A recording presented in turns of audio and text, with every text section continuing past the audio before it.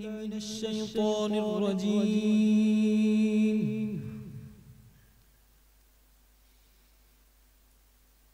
بسم الله الرحمن الرحيم.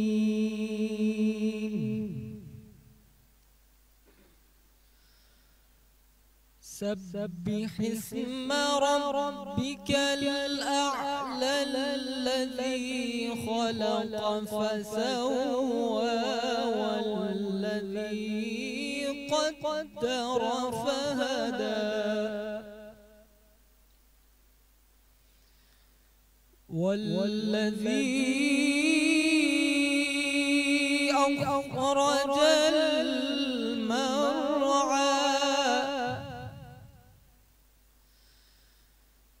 فجعله غثاء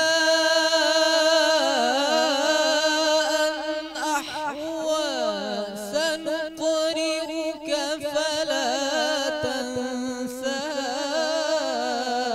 إلا ما شاء الله.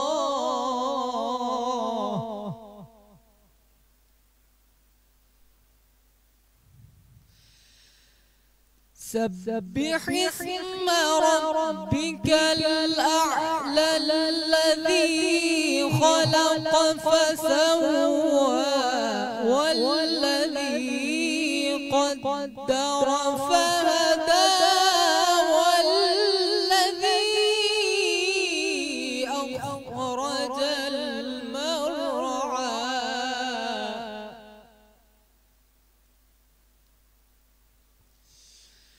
والذي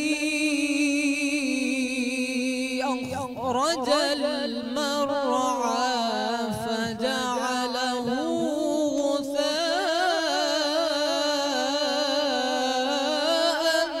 أحوى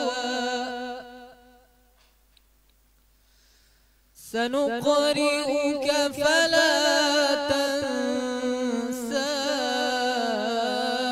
إلا ما شاء الله.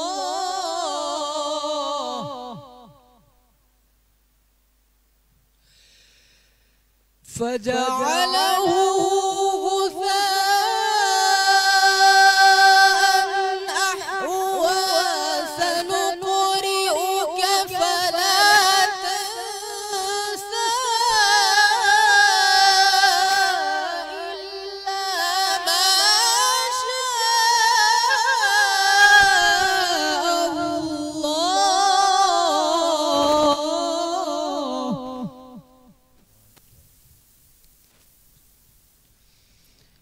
إنه يعلم الجهر وما يخفى ونيسرك لليسرى. بسم الله الرحمن الرحيم. إنا أعطيناك الكوثر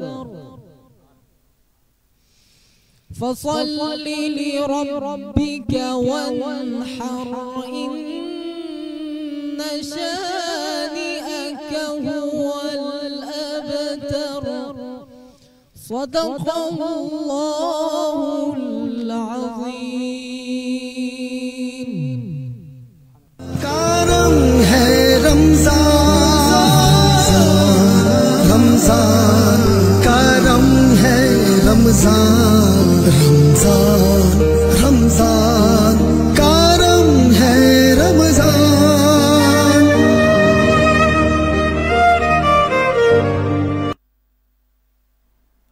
तमाम हम्दो सना उस खालिक अज़ल के लिए, सुकून झील को जो देता है कमल के लिए, और मैं उसके नाम से करता हूँ इब्तिदाए कलाम कि जिसके नाम फरिश्तों ने भी संभल के लिए। अस्सलामु अलैकुम वरहमतुल्लाहि वबरकातुहू।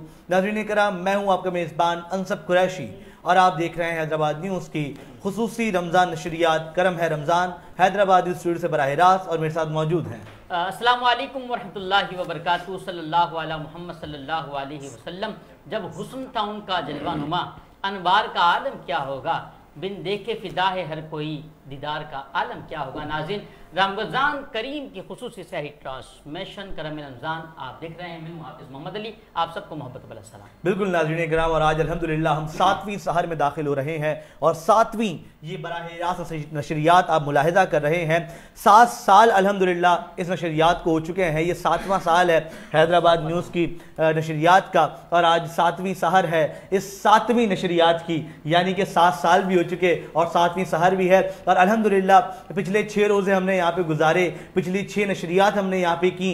हमारी कोशिश है कि हम इन रातों में, इन ख़ास रातों में जितनी नेकियां समेट सकते हैं उतनी नेकियां समेट लें। और फिर मैं हमेशा एक बात कहता हूँ कि नेकियां सिर्फ इबादत का नाम नहीं है, बल्कि खल्क़े खुदा के मसाइल को हल कर देना भी नेकी में शामिल है। अपनी ज़िंदगी के ज़ाती मसाइल को दुरुस्त कर लेना भी नेकियों में शामिल है। तो यकीनी तौर पर हमारे दरमियान रोज़ाना की बुनियाद पर मेहमानान होते हैं, आलिम दीन होते हैं, कुर्रा हज़रात होते हैं, सनाख़ा होते हैं, जिनसे हम मिलकर ये एक गुलदस्ता जो हैदराबाद न्यूज़ ने सजाया हुआ है इसको आगे लेकर चल रहे हैं। और अली साहब हमारे दरमियान मौजूद। अली साहब, अभी जो कारी साहब थे माशाल्लाह, उन्होंने क्या ही खूबसूरत अंदाज में, क्या ही खूबसूरत उनका लबो लहजा, उसमें कुरान मजीद फुरकान हमीद की तिलावत वो फरमा रहे थे।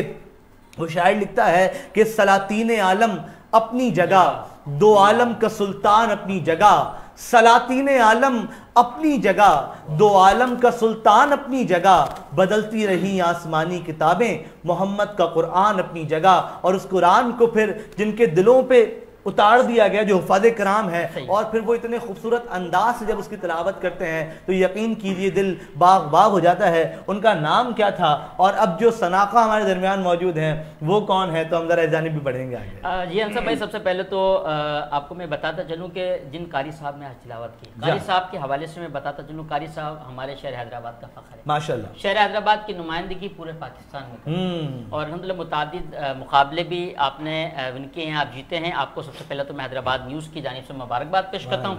और आज हमारे दरमियान मौजूद थे कारी हम्माद अमीन साहब, बिल्कुल ठीक, बहुत ही प्यारे कारी हैं और सना खान मुस्तफ़ा सल्लल्लाहु अलैहि वसल्लम। मैं ये चाह रहा हूँ कि हम पहले उनसे कलाम सुने फिर उनका तारुफ करवाएंगे ना, तो जब वो कलाम सुन लेंगे लोग तो उन्हें अंदाजा हो जाएगा कि हमारे दरमियान कौन मौजूद। तो जनाब अली कौन सा कलाम सुना रहे हैं हमें आज? बिस्मिल्लाहिर्रहमानिर्रहीम, अस्सलामु अलैकुम वरहमतुल्लाहि। कलाम से जो आप कह रहे हैं तो क्यों ना हमदे रब्बे जलील की बारगाह में 3-4 अशार बिल्कुल पेश किए जाएं, उसके बाद फिर नात के जनाब दुरूद पाक बाउल से पढ़ें। अल्लाहुम्मा सल्ली सय्यदना तेरी शान मेरे मौला, वाह वाह, तेरी शान अम्मा नवालू अल्लाह जल्ला जलालू, अल्लाह जल्ला जलालू, तेरी शान अम्मा नवालू अल्लाह जल्ला जलालू,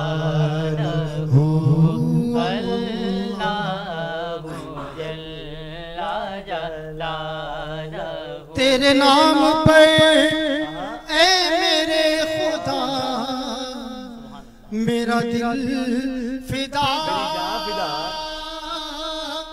मेरी जान फिदा, मेरी रूह की बस यही ग़िज़ा, तेरा नाम लब पे रहे सदा, तेरा नाम लब पे रहे सदा, हो तेरी रज़ा मेरी आरज़ू, हो तेरी रज़ा मेरी आरज़ू, हो तेरी रज़ा मेरी आरज़ू, अल्लाह जल्ला जलालू, अल्लाह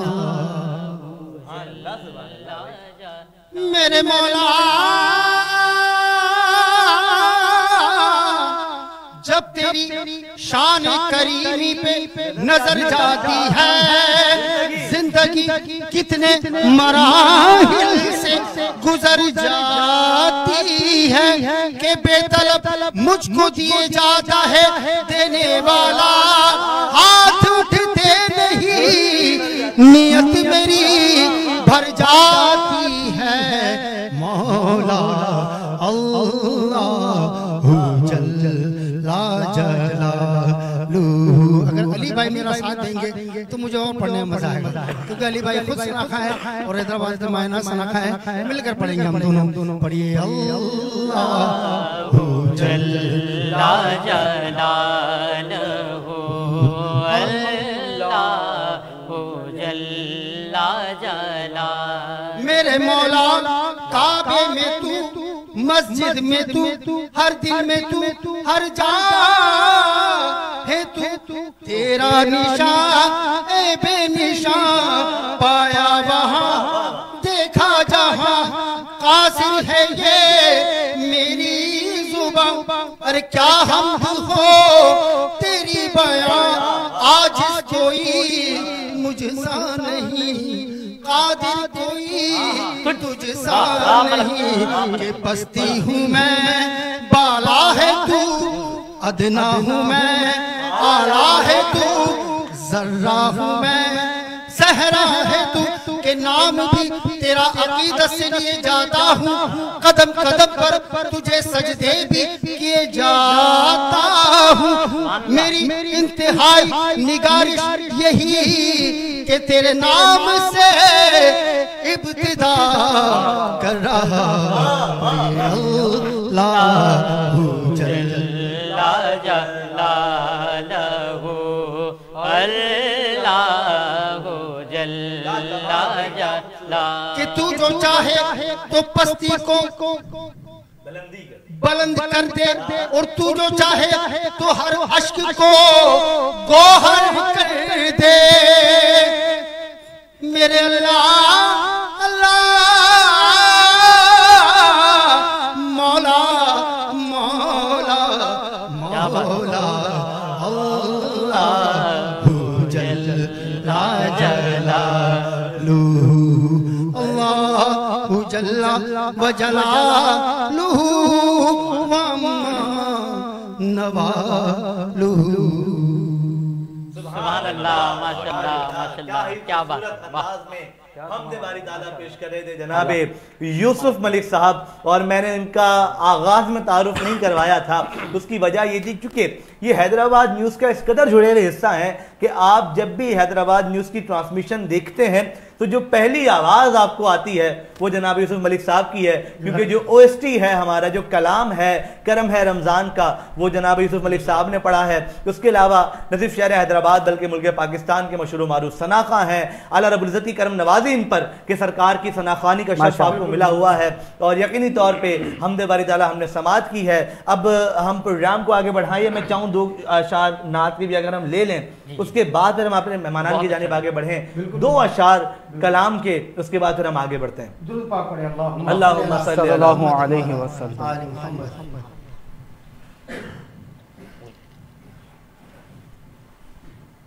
आला ज़रा कलाम मुझे याद आया, तो क्यों ना वो पेश किए जाए।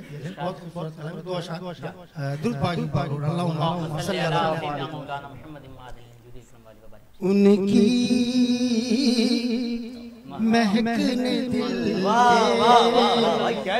गुंजे खिला दिए हैं, जिस राह चल गए हैं कूचे बसा दिए हैं। उनकी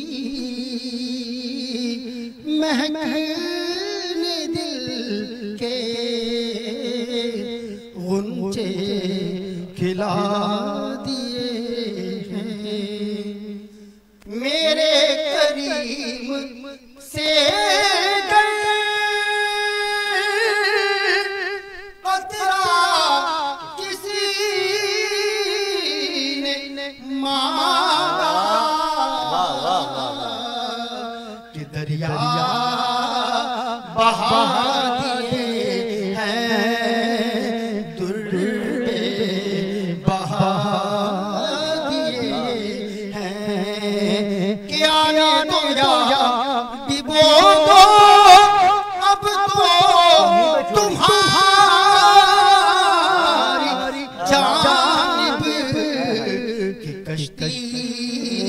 तुम ही पे छोड़ी लंगर उठा दिए हैं कि उनकी महकने के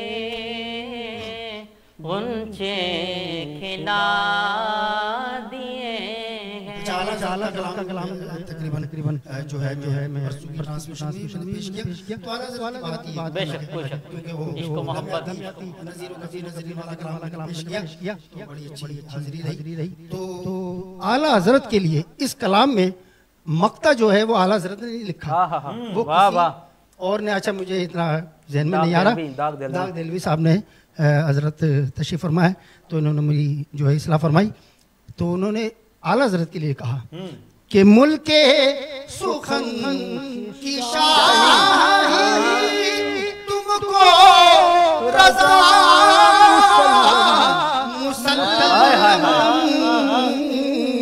कि जिस समत आ गए हो सिक्के बिठा उनकी महक दिल के गुंजे खिला दिए हैं। माशाअल्लाह बहुत ही खूबसूरत अंदाज से मलक मोहम्मद यूसुफ साहब हदीया अकीदत पेश फरमा रहे थे और आला हजरत इमाम अहमद रज़ा खान फाज़िल बरेलवी रहमतुल्लाह अलैह का तज़किरा कर रहे थे कि इश्क मोहब्बत आला हजरत और मैं इसमें एक बात बताऊं कि दाग दलवी रहमतुल्लाह अलैह ये अल्लामा इकबाल के उस्ताद हैं। जब उनके सामने इमाम अहले सुन्नत का कलाम पेश किया गया तो उन्होंने अपने कलाम को मोड़ के जेब में रखा और फिर ये शेर जो इन्होंने आखिर में पढ़ा है तब उन्होंने लिखा था। वाह भाई वाह, क्या कहने। वो कहते हैं कि सारी सदियों पे जो भारी है वो लम्हा मिलता, सारी सदियों पे जो भारी है वो लम्हा मिलता, काश सरकार दो आलम का जमाना मिलता। आपको देखता मक्के से मैं हिजरत करते, आपको देखता मक्के से मैं हिजरत करते, आपका नक्शे कदम आपका रास्ता मिलता और आपको देखता ताइफ में दुआएं देते, आपको देखता ताइफ में दुआएं देते, यूं मेरे सब्रो तहम्मुल को सलीका मिलता और आपके पीछे खड़े होके नमाज़ें पढ़ता। हासिले कलाम शेर है कि आपके पीछे खड़े होके नमाजें पढ़ता, आपके कदमों के पीछे मुझे सजदा मिलता और आपकी तरह बिठाता मैं उन्हें शानों पर, आपकी तरह बिठाता मैं उन्हें शानों पर, राह में आपका जब कोई नवासा मिलता, सारी सदियों पे जो भारी है वो लम्हा मिलता। नाज़रीन करामी आज 7वीं शब है और एक कैफियत से सेट पर बन चुकी है और आज की जो मेहमान शख्सियत हैं यकीनी तौर पे ये उनका फैज़ भी है कि आज इस सेट पर वैसे ही एक जो है ना वो बड़े एक अलग ही तरह की फजीलत और अलग ही तरह की फीलिंग्स है। तो आज के जो मेहमान हैं मैं चाहूँगा आज उनका तारुफ आप करवाएं। किसी तारुफ के मोहताज तो आप हैं नहीं, अल्लाह रब्बुल इज़्ज़त ने आपको हुजूर के सदक़े जितना नवाजा है, जितनी पहचान बख्शी है वो किसी के बस में नहीं के बयान करे, फिर भी मैं चाहूँगा कि आप तारुफ करें। मैं आगाज़ करूँगा हज़रत का तारुफ कराने से कबल, क्योंकि हज़रत जो आज मेहमान हमारे दरमियान मौजूद हैं जो शायर भी हैं कि क्यों रोकता है वाइज हमको दरबार सखी में जाने से, क्यों रोकता है वाइज हमको दरबार सखी में जाने से, पढ़ते हैं अकीदत से हम भी कुरान सखी के रोजे पे। जो आज मेहमान गिरामी आज हमारे दरमियान मौजूद हैं दरबार आलिया सैयदना सखी अब्दुल वहाब शाह जिलानी रहमतुल्लाह अलैह ट्रस्ट के चेयरमैन हैं, खाक नशीन व दरबान दरबार आलिया सैयदना सखी अब्दुल वहाब शाह जिलानी पीर अलहाज गुलशन इलाही कादरी चिश्ती फरीदी दामद बरकातुहुल आलिया और सखी Abdul Wahab Shah Jilani travel and tour के भी आप सरपरस्त आला हैं और साथ ही जमात अहले सुन्नत पाकिस्तान के भी आप मरकजी जिम्मेदार हैं। आज हमारे दरमियान मौजूद हैं पीर अलहाज गुलशन इलाही कादरी चिश्ती फरीदी दामद बरकातुहुल आलिया। साहब अस्सलाम वालेकुम वरहमतुल्लाह। हज़रत खैरियत से हैं?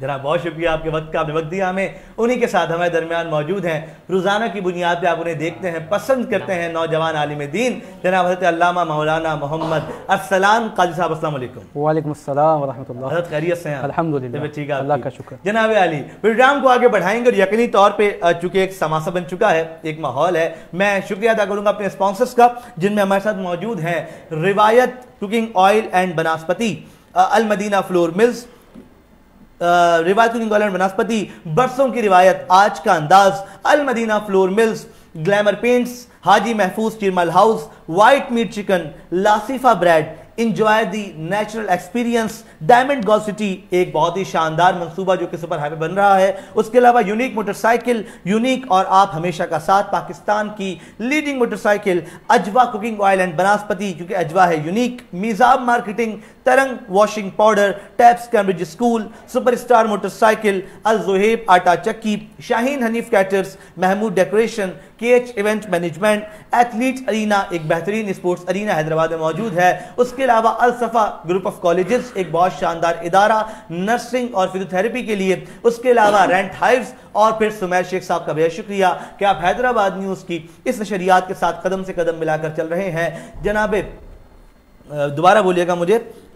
और हाँ, और यकीनी तौर पे हमारे साथ जो आज के मेहमान मौजूद हैं, आपका तो दस्ते शफकत हैदराबाद न्यूज़ पे दिन अव्वल से मौजूद है और यकीनी तौर पे आपकी जो सपोर्ट है वो हैदराबाद न्यूज़ के साथ बहुत ज़्यादा रहती है। मैं यहीं से बात का आगाज़ करूँगा हाजी साहब आपसे कि माह रमज़ान में जो मसरूफियात होती हैं हम लोगों की वो बहुत ज़्यादा जो है ना वो चेंज हो जाती हैं, क्योंकि रमज़ान में मामूलात ज़िंदगी चेंज हो जाता है। तो आपके चूँकि मसरूफियात वैसे ही बहुत ज़्यादा हैं, फिर दरबार के मामला दीगर चीज़ें, माह रमज़ान किस तरह गुजारते हैं, किस तरह उसको मैनेज करते हैं? अल्हम्दुलिल्लाह, माह रमज़ान में अल्लाह का ख़ास करम होता है। मैं ये समझता हूँ ये अल्लाह का बड़ा करम है कि अल्लाह तबारक व तआला बंदे को अपनी जानिब राग़िब करता है। जितनी रग़बत बढ़ती जाती है ये उतना ज़्यादा करम है। तो रमज़ान आम दिनों में ज़ाहिर है अल्लाह की मेहरबानी है कि अल्लाह के कामों में मसरूफ़ अमल रहते हैं, लेकिन ख़ास तौर पर रमज़ान के अंदर ऐसा शेड्यूल बन जाता है कि कितनी भी वो कर लें, लेकिन हमारी हर मुमकिन कोशिश ये होती है कि अपना जो रमज़ान के अंदर जो मामलात हैं, दीनी मामलात हैं, उनको पूरा किया जाए। जैसे कि अब आप समझ लें, अगर आगाज़ देख लें तो सहरी के वक्त से ही आगाज़ का सिलसिला शुरू होता है। नमाज फ़जर दरगाह पे अल्हम्दुलिल्लाह मैं पढ़ता हूँ और उसके बाद इशराक के बाद तक वहाँ पर दरगाह पर मसरूफ़ रहता हूँ। तो सदा तो सलाम होता है रोज़ाना फजर के वक्त और फिर उसमें दुआ होती है। उसके बाद से सिलसिला फिर थोड़ी देर आन के आराम होता है। ज़ोहर की नमाज से फिर निकलते हैं। कुछ टाइम लोगों को जो मेरा जो दफ्तर है वो बिज़नेस का कम है, ज़्यादातर फलाही सोशल लोगों की खिदमत खल्क़ का सिलसिला है, तो उन लोगों से वहाँ मुलाकातें होती हैं और उसकी वजह से मुझे जाना भी ज़रूरी होता है। असर की नमाज के बाद फ़ौरन ही आपको इफ्तार का सिलसिला हो जाता है। इफ्तार से फारिग होते ही तरावी की तैयारी हो जाती है। अच्छा, हमारे यहाँ तरावी का भी सिलसिला अल्हम्दुलिल्लाह ये वाहिद दरगाह सकीयतुल वहाब शाह जिलानी है कि जहाँ पर सबसे पहले ख़त्म कुरान होता है। अच्छा। और वो 4 रोज़ के अंदर और उसका भी वैसे तो तरावी में पढ़ना ही है कुरान ना, लेकिन हमने एक मकसद बनाया हुआ है और उसका क्या है कि पहले दिन हम आगाज़ करते हैं पहली शब से और उसको 3 तारीख रमज़ान को उसका इख्तिताम होता है। अच्छा। और उसका मकसद ये होता है कि उस दिन यौम खातून जन्नत है, सैयदा खातून जन्नत के विसाल का दिन है, तो वो हम ख़त्म कुरान में तरावी में सुनेंगे भी और उसका इसाले सवाब सैयदा खातून जन्नत की बारगाह में पेश करेंगे और फिर सैयदा खातून जन्नत के हवाले से पूरा प्रोग्राम होता है। तो चूँकि कुरान पाक माशाल्लाह कसरत से पढ़ा जाता है, 7:30, 8, 9, 10 पारे पहले दिन दूसरे दिन इस तरह, तो रात को तकरीबन 1-2 बज जाते हैं वहीं पर। अब उसके बाद आते हैं तो फिर रोज़ाना के फिर 2 वज़ाइफ का सिलसिला होता है, तो इस तरह वही फिर फजर हो जाती है तो कंटिन्यू। अच्छा, इस दौरान में अगर जैसे आज आपके पास चैनल में आ गए या अगर और कोई मजहबी प्रोग्राम में महफिल है, जैसे आज ही जुम्मा था, हर जुम्मे को मोहम्मदी मरकज़ी जामा मस्जिद में प्रोग्राम होता है जुम्मे की नमाज के बाद। असर की नमाज के बाद मेरे घर पर प्रोग्राम होता है, उसमें इफ्तार और महफिल का तमाम इत्माम होते हैं, तो पूरा दिन जो है इस तरह गुजर जाता है। हाँ बिल्कुल ऐसा ही। और यकीनी तौर पे माह रमज़ान में रूटीन बहुत ज़्यादा चेंज हो जाती है इंसान की, अपने मामला ज़िंदगी इसको मैनेज करना एक बहुत बड़ा काम है और हर शख्स ये चाहता है कि जो है ना वो इस माह में जितनी इबादत कर सकता है, जितनी नेकियां समेट सकता है। हम क्या इबादत करेंगे, टूटी फूटी जो भी हमारी इबादत है, बस वो भी अगर कबूल हो जाए तो बेड़ा पार हो जाए। एक चीज़ और बताता हूँ, दरबार आलिया सैयदना शेख अब्दुल वहाब शाह रहमतुल्लाह अलैह ट्रस्ट के ज़ेर एहतमाम और अल्लाह करीम हाजी साहब को सलामत रखे कि इनकी बदौलत अल्लामा साहब आपने भी देखा, हमने भी देखा, छोटे से बड़े हुए पूरे पाकिस्तान नहीं कहूँगा, पूरी दुनिया से उलमा इकराम तशरीफ लाते हैं, इल्म दीन के मोती बिखेरते हैं। और ये एजाज़ अल्हम्दुलिल्लाह हाजी साहब और दरबार आलिया सखी अब्दुल वाहिद जानी ट्रस्ट को हासिल है कि अल्हम्दुलिल्लाह पूरे वर्ल्ड से जो है उलमा इकराम तशरीफ लाते हैं, खिताबात करते हैं और आशिकान औलिया और आशिकान नबी सल्लल्लाहु तआला अलैहि वसल्लम को उलमा इकराम का खिताब सुनने के जो है सादत हासिल होती है। बिल्कुल ऐसा ही, बिल्कुल ऐसा ही। इसमें एक बात मैं और अर्ज़ करूँगा बिल्कुल, क्योंकि जो चीज़ बज़ाते ख़ुद मुझे बहुत ज़्यादा पसंद है हाजी साहब की, वो ये कि हमने देखा है बाज़ औक़ात मज़ारात पे जो आरास की महफ़िल होती है उसके अंदर एक तरीक़ाकार मखसूस है, उसी अंदाज़ में वो महफ़िल वगैरह सारी चलती है। लेकिन ये हमने अल्हम्दुलिल्लाह सैयदना सखी अब्दुल वहाब शाह जिलानी रहमतुल्लाह अलैह के उर्स में ही देखा है कि बाकायदा रोज़ाना की बुनियाद पर हमारे मुल्क या बैरून मुल्क से बहुत बड़े आलिम दीन, बहुत बड़े कोई मुफ्ती जो है वो आते हैं, उनका खिताब होता है और हज़ारों का जमे गफ़ीर होता है। तो ये अंदाज़ भी जो हाजी साहब ने अभी शुरू किया है, एक अरसा हो गया बल्कि, तो ये बाकिया जो आरास की महफ़िल होती है उनके लिए भी बड़ी आइडियल चीज़ है कि वो महफ़िलों में उलमा को बुलाएं, उनके खिताबात हों ताकि दीन सीखने का मौका मिले और जो खुराफात मज़ारात पे होती है उनसे बचने का मौका मिले, ताकि आले सुन्नत पर बाज़ का जो ये झूठा इल्ज़ाम कुछ जुहाला की वजह से लगता है वो इल्ज़ाम भी हमारे ऊपर से हट जाए। बिल्कुल ऐसा ही है। हाजी मैं दोबारा इसी बात को आगे कंटिन्यू करूँगा। मैं चाहूँगा कि कोई ऐसी चीज़ आप मुझे बताएं, मतलब ये जो एक जज्बा आपका हम देखते हैं ख़ास तौर पे खल्क़ खुदा की खिदमत का, मतलब मैं चूँकि सच बताऊँ तो मैं शहर हैदराबाद का नहीं हूँ शुरू से, मुझे हैदराबाद में आए हुए कोई 9-10 साल हुए मैं यहाँ मौजूद हूँ। तो जब भी हमारा ये हल्का अहबाब बैठता है तो अब जब दरगाह की बात करते हैं तो हमेशा एक बात होती थी कि आप जब चले जाएं आपको वहाँ लंगर मिलेगा, आप जब चले जाएं और कोई भी साइल अगर वहाँ पर है उसकी जो है ना वो दादरसी हो जाएगी। तो ये जो सिलसिला है, ये जो आप ये काम कर रहे हैं, इसकी जो मोटिवेशन है, ये जो शुरुआत है, ये कैसे हुई, कहाँ से हुई, मैं ये जानना चाहूँगा ज़रा। बात यह है कि एक तो अल्लाह के महबूब का भी फरमान है कि किसी एक इंसान की जान बचाना पूरी इंसानियत की पेश, और अल्लाह के महबूब ने इंसान की खिदमत का दर्ज दिया, इंसानियत का दर्ज दिया है। और जो औलिया कामिलीन हैं वो यकीनी तौर पे अल्लाह के महबूब की सुन्नतों पर अमल पैरा होते हैं। तो अल्लाह के महबूब के फैज़ व बरक़ात उनके अंदर समाये हुए होते हैं। तो अल्लाह के वलियों भी जो है वो भी अल्लाह के बंदों की खिदमत करते रहे। और आप दुनिया में जहाँ पर भी अल्लाह के वली के दरबार पे जाएंगे वहाँ आपको एक तो बात ये हर नस्ल का, हर मज़हब का आदमी मिलेगा। उसकी वजह यह है कि उसको पता है कि यहाँ से फैज़ हासिल होगा, चाहे वो किसी भी रंग का है, किसी उसका है, वो वहाँ आएगा, उसको फैज़ बरक़ात हासिल होंगे। तो अल्लाह के बंदों ने हमेशा बंदों की खिदमत की, अल्लाह के बंदों की खिदमत की, जो अल्लाह के वलियों ने। तो हम बचपन से वाबस्ता हुए सैयदना सखी अब्दुल वहाब शाह जिलानी रहमतुल्लाह तआला, जिनका नाम ही सखी है, जिनका लक़ब ही सखी है, वहाँ फैज़ ही फैज़ है।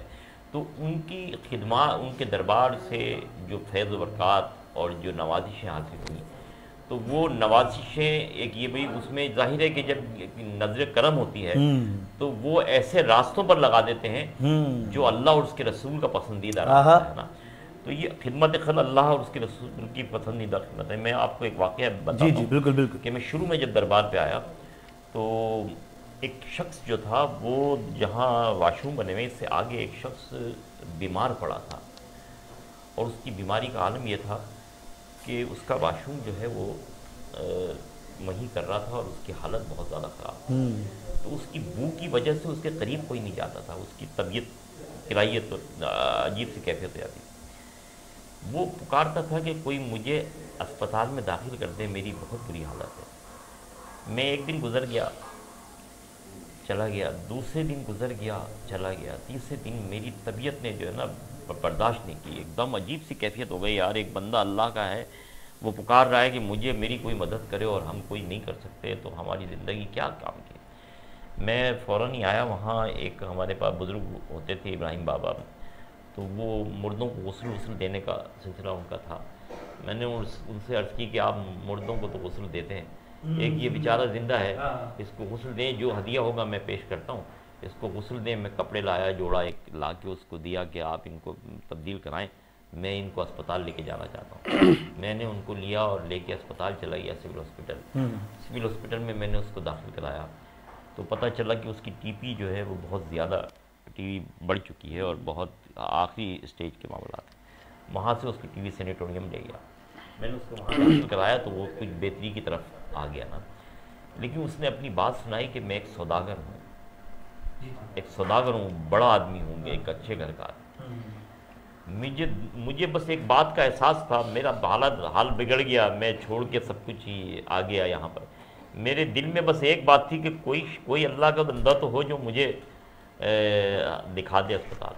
तो उस शख्स ने जो है बड़ी दुआएं दी ना, उस वक्त उसने दुआएं दी। तो मैं ये समझता हूँ, वैसे तो हज़ारों लोग दुआएं देते हैं, वो करते हैं, लेकिन कभी कभी एक बात होती है बड़ी बुजुर्गों की है कि एक तो दुआ कराना और एक दुआ का होना फ़र्क है। एक तो बात यह कि आपने किसी से कहा कि दुआ कर दो और उसने दुआ की, और एक मरतबा एक ये होता है कि किसी के दिल पर एक आपका ऐसा असर हुआ कि जिससे उसके दिल से दुआ निकली। वाह वाह। तो क्या है कि वो जो बंदे की दिल से जो आहा निकलती है, असर रखती है, पर नहीं ताकत परवाज़ मगर रखती है। तो वो जो उनके दिल से जो आह निकली ना, वो यकीनी तौर पे वो कहते हैं कि ये जो आवाज़ होती है ना, अर्श से टकराती है, अल्लाह तबारक व तआला की बारगाह में मकबूल होती है। तो इंसान की खिदमत जो है वो मैंने देखा कि उसके बाद जो है और अल्लाह ने मेहरबानियाँ फरमाई और मामला जो है वो बेहतरी की तरफ होते चले। बिल्कुल ऐसे ही जी। और ये यकीनी तौर पे ये जो खल्क़ खुदा की खिदमत है, मैं समझता हूँ कि इससे बड़ी नेकी तो कुछ है ही नहीं ना, क्योंकि अल्लाह कहता है कि अपने हुकूक तो माफ़ कर देगा, बंदों के हुकूक माफ़ नहीं होने। तो ये बहुत अहम बात है। नाज़रीन, इसी बात को हम कंटिन्यू करेंगे आगे, या वक्त एक ब्रेक का छोटा तकफा लेते हैं। आप कहीं नहीं जाइएगा, देखते रहिए करम रमज़ान। मिलते हैं ब्रेक के बाद।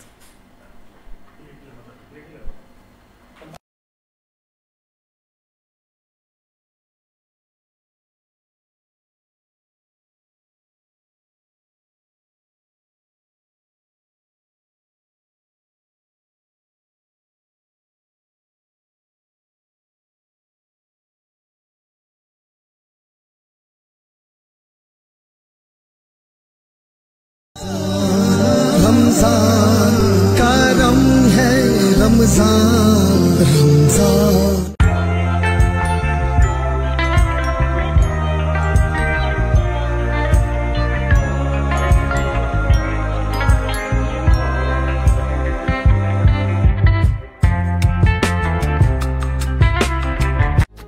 हमारी और हमारे बच्चों की बेहतर नशोनुमा के लिए प्रोटीन इंतहाई जरूरी है।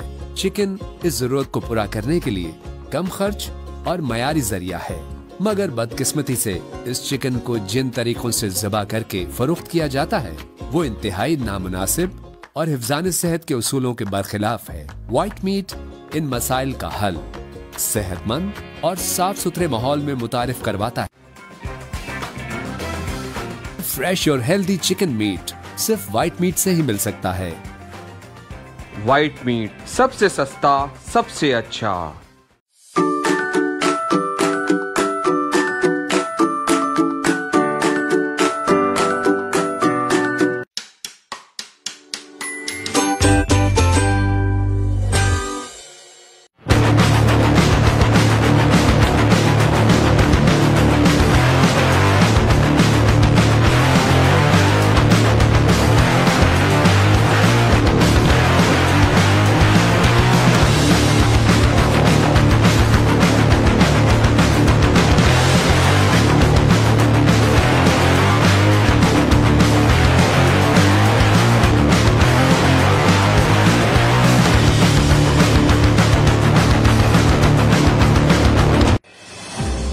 जैसे सिंधु किनारे उभरे उजाले की पहली किरण, जैसे बरसों बाद नजर आए सब आरजुओं का मिलन।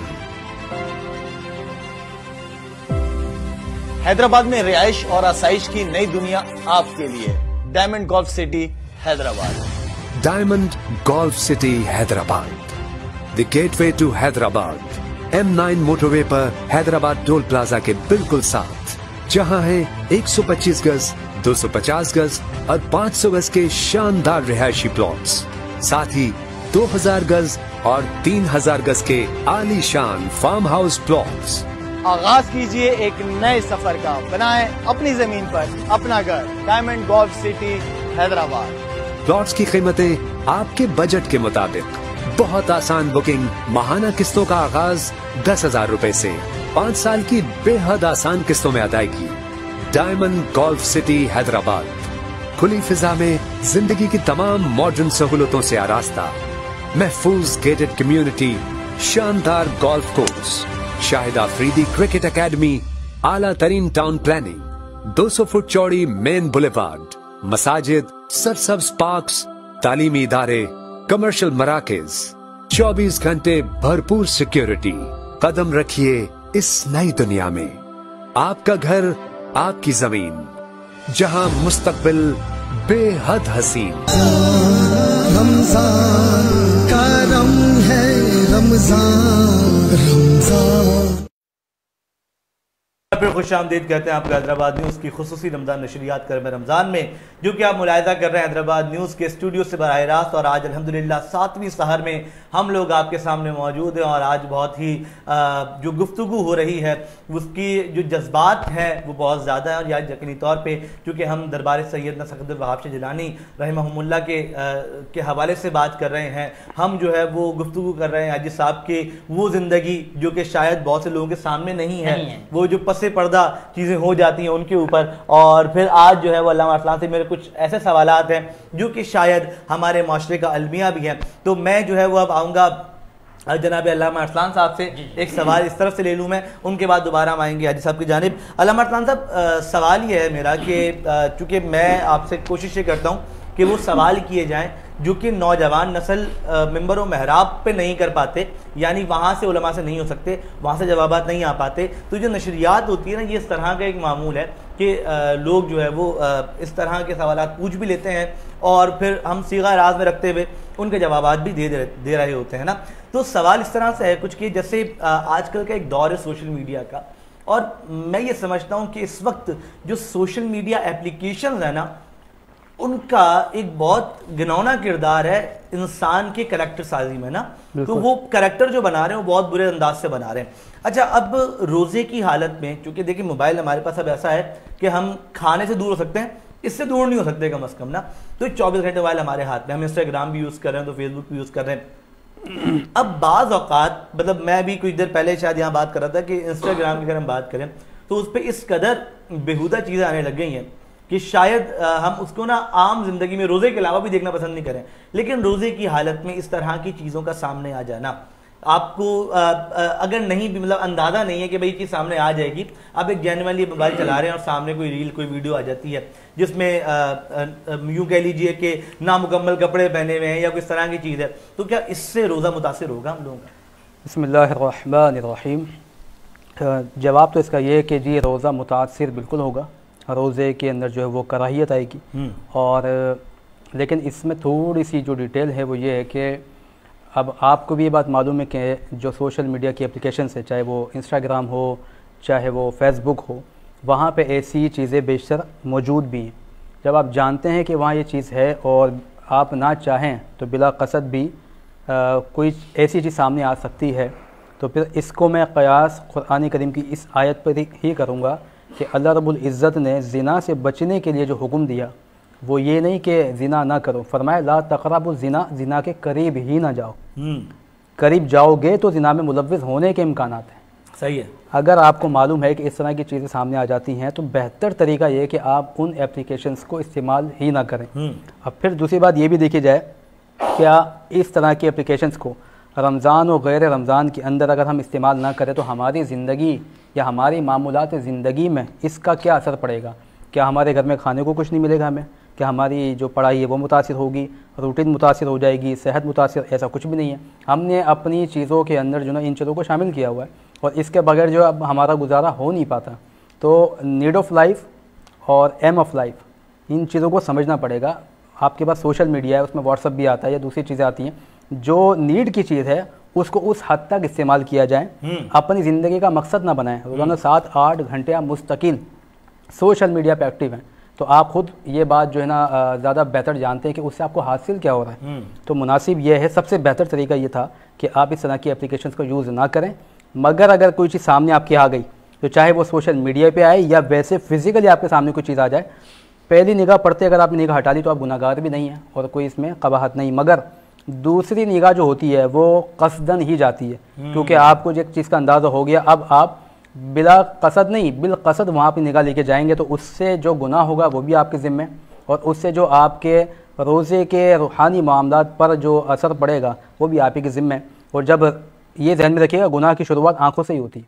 बिल्कुल। इमाम आले सुन्नत फाजिल बरेलवी रहमतुल्लाह अलैह का तो मशहूर वाक़या रहा है बचपन का कि आपके सामने कुछ ख़वातीन आ गई थी तो आपने कमीज़ को उठाकर अपनी आंखों पर रख लिया, तो किसी ने कहा कि आपने कमीज़ को उठा के आंखों पर रख लिया, आपको चाहिए था अपना सितिर भी ढाँप के रखें, हालांकि वो ज़ाहिर कपड़े मौजूद थे, तो आपने उसके बावजूद कहा कि सबसे पहले आँख बहकती है, उसके बाद दिल बहकता है, फिर सितिर बहकता है। तो अगर आप पहले ही दरवाजे को बंद कर देंगे तो बहुत सारे मामलात आपके हल हो जाएंगे। बल्कि इस मफहूम की हदीस भी है कि जिसने अल्लाह के खौफ के लिए अपनी आंखों को हराम चीज़ों से बचाया, अल्लाह उसको इबादत की वो लज्जत अता फरमाएगा जिसको वो अपने सीने में महसूस करेगा। इसलिए कोशिश की जाए कि रमज़ान में बिलखुसूस और 11 महीनों में बिलउमूम इस तरह की चीज़ों से अवॉइड किया जाए ताकि रोज़े के पूरे समरात आपको हासिल हो सके। बिल्कुल ठीक हो गया जी। तो यहाँ तो एक चीज़ तो क्लियर हो गई। दूसरा सवाल अल्लामा साहब इसी सेंस में जोड़ते हुए, ये मेरे पास आया है बाकायदा तौर पे ना, और मैं आपको बताऊं कि चूंकि लोग ये ट्रांसमिशन सिर्फ अब हैदराबाद में नहीं देखते बल्कि सिंध भर में और मुल्क के दीगर शहरों में देखी जाती है।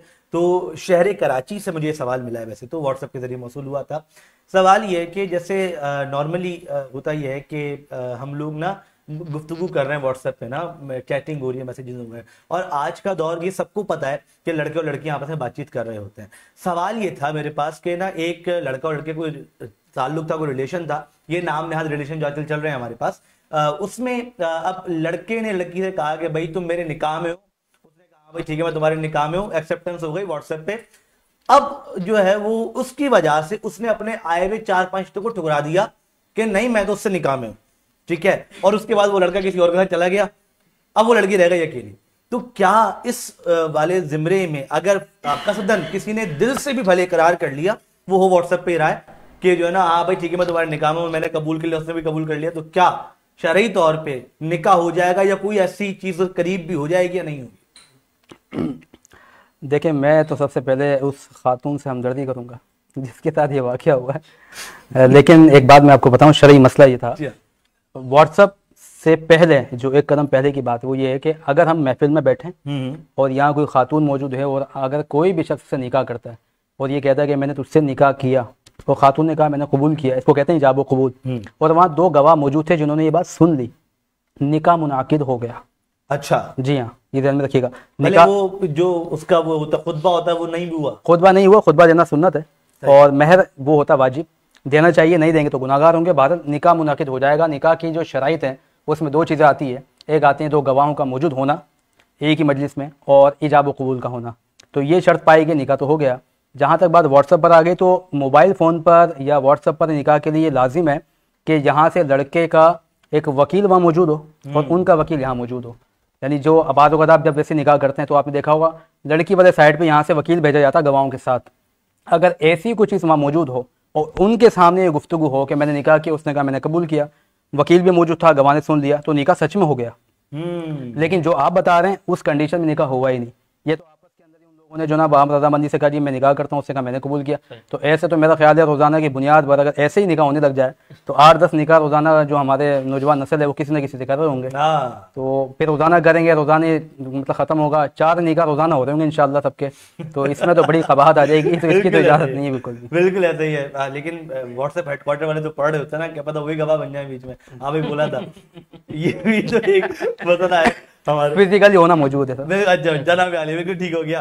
जनाब कोई सवाल आप करना चाहें? सवाल नहीं, माशाल्लाह मैं नाज़रीन को बताता चलूं कि दरबार आलिया तमाम अहबाब को जिनको पता है, जिनको नहीं पता वो भी सुन लीजिए कि दरबार आलिया सैयदना सखी अब्दुल्ला आबशाह जैनी रहमतुल्लाह अलैह का कोई सज्जादा नशीन नहीं है। दरबार आलिया सैयदना सखी अब्दुल्ला आबशाह जैनी रहमतुल्लाह अलैह का कोई सज्जादा नशीन नहीं है। दरबार आलिया सखी अब्दुल्ला आबशाह जैनी रहमतुल्लाह अलैह ट्रस्ट के चेयरमैन पीर अलहाज गुलशन इलाही काजी चिश्ती फरीदी दामत बरकातुहुल आली जो हमारे दरमियान मौजूद हैं, यही ट्रस्ट के चेयरमैन है। तमाम मामला जो है अल्हम्दुलिल्लाह दरबार आलिया के ये चलाते हैं और दुआ करें अल्लाह करीम उनको सलामत रखे। और साहिबजादा मोहम्मद हसन इलाही साहब को, हन्नान साहब को और जनाब मोहतरम फैजान साहब को, हमारे फैसल सोहरवर्दी साहब, खालिद हुसैन अंसारी साहब, हमारे शहाब साहब और हमारे अतहर साहब, और हमारे जफर शेख साहब और दीगर रफ़क़ा दरबार आलिया की जो मेंबर कमेटी है, अल्लाह करीम सबको आबाद व शाद रखे। तो एक बार फिर बताता चलूँ, दरबार आलिया सैयदना सखी अब्दुल वहाब शाह जिलानी रहमतुल्लाह अलैह का कोई सजादा नशीन नहीं है। बिल्कुल ठीक हो गया। मेरे पास फैज खान साहब का है कि मेरा भी एक सवाल है। आपका जो भी सवाल है आप कर लें, मेरे हाथ में मोबाइल है, मैं यहाँ पढ़ रहा हूँ आपके कमेंट्स, तो अगर कोई सवाल आपके पास है तो आप यहाँ पे कर सकते हैं, मेरे पास आ जाएगा, मैं सवाल आगे बढ़ा दूंगा। हाजी साहब, मैं दोबारा आपके जानिब आऊंगा और हम बहुत अच्छी गुफ्तगू यहाँ पे कर रहे थे दरबार के हवाले से भी। अच्छा, अब मैं कुछ चीज़ें जो है वो सवालात उस तरफ आ रहा हूँ जो हमें आगे से आते हैं। लाइक जब पता होता है कि भाई ये मेहमान आ रहे हैं, हम अनाउंस करते हैं 24 घंटे पहले, तो फिर लोग हमें सवालात भेजते हैं कि भाई ठीक है आप ये सवाल कर लीजिएगा चीज़ें। हाजी साहब, एक सवाल ये बहुत ज़्यादा इस पर बातचीत भी होती रही है कि जब उर्स का वक्त होता है या वैसे ही दरबार पे कोई महफिल वगैरह का मामला होता है तो दरबार में ख़वातीन भी होती हैं मौजूद। तो वैसे तो मज़ारात पे ख़वातीन का जाना मना है, तो उनके लिए कोई पाबंदी नहीं है या उनको क्यों आने दिया जाता है दरबार के अंदर? देखिए, अल्हम्दुलिल्लाह ये सैयदना के दरबार में औरतों का मर्दों के साइड पे आना बिल्कुल मना था। सही, हम मर्दों के साइड पे उनको आने ही नहीं देते थे, सेपरेट रास्ता था। यहाँ तक कि पाकिस्तान के वज़ीर-ए-आज़म ज़ुल्फ़िकार भुट्टो साहब की वाइफ तशरीफ़ लाई, बेगम नुसरत भुट्टो, तो हमने उनसे भी कहा कि ख़वातीन की तरफ जाए। सही, तो वो भी ख़वातीन की तरफ उसने वहाँ से हमारे हैदराबाद, हमारे सिंध के आईजी की फैमिली साथ आई। उन्होंने किसी ने कहा हमसे कि भाई वो आईजी की एहलिया हैं। मैंने कहा भाई ये बादशाहों का दरबार है, क्या बात है, काम है, वही चलने चाहिए, लिहाजा वो ख़वातीन की तरफ जाएं। तो वो ख़वातीन की तरफ भी जाती है। असल में कुछ अरसे से जब से दरबार की तामीराती काम हो रहा है तो उस एक तो तामीराती काम का मसला है जो हम इतनी सख्ती से उनको औरतों की तरफ कन्वर्ट नहीं कर पा रहे हैं अभी तक। दूसरी चीज़ ये है कि कुछ लोगों ने, मखसूस कुछ लोगों ने, आपने देखा होगा कि मज़ारात पे बहुत सारे लोग ऐसे हैं कि जो ऐसा अमल करते हैं कि जिससे बदनामी हो दरबार की ना। तो कुछ इस टाइप के लोग हैं, वो ख़वातीन को अपनी तरफ राग़िब करने के लिए कि हम बहुत बड़े बुज़ुर्ग हैं या वो हैं, उन्होंने इस किस्म के मामला शुरू किए कि उधर औरतों को बुलाना। लेकिन अल्हम्दुलिल्लाह अभी भी हमारे साहबजादे मोहम्मद हस्सानी राय साहब ने इसको रोका है और उनका रास्ता भी दूसरे साइड से किया है ना। तो ये जो आपको उर्स पे नज़र आता है कि ख़वातीन एक तो जगह की तंगी की वजह से, जब वहाँ जगह नहीं होती तो ख़वातीन इधर हो जाती हैं। लेकिन अब नीचे मैंने पूरा एक हॉल बनाया है औरतों का, सेपरेट ही हॉल बना दिया है जहाँ से डायरेक्ट औरतें वहीं ज़ियारत किया करेंगी। दूसरी चीज़ ये कि आप खदमगाह के और दरगाह के बीच में जो रास्ता है उस रास्ते से हमने रास्ता बनाया है।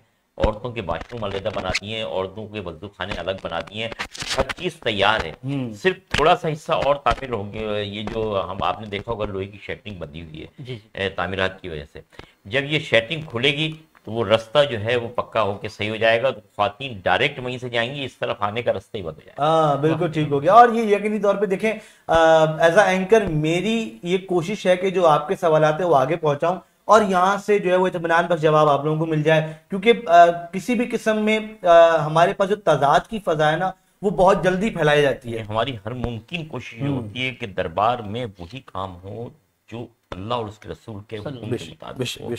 अगर वहाँ देखें ना, अल्लाह के वली भी उसी काम को पसंद करते हैं जो अल्लाह और उसके रसूल।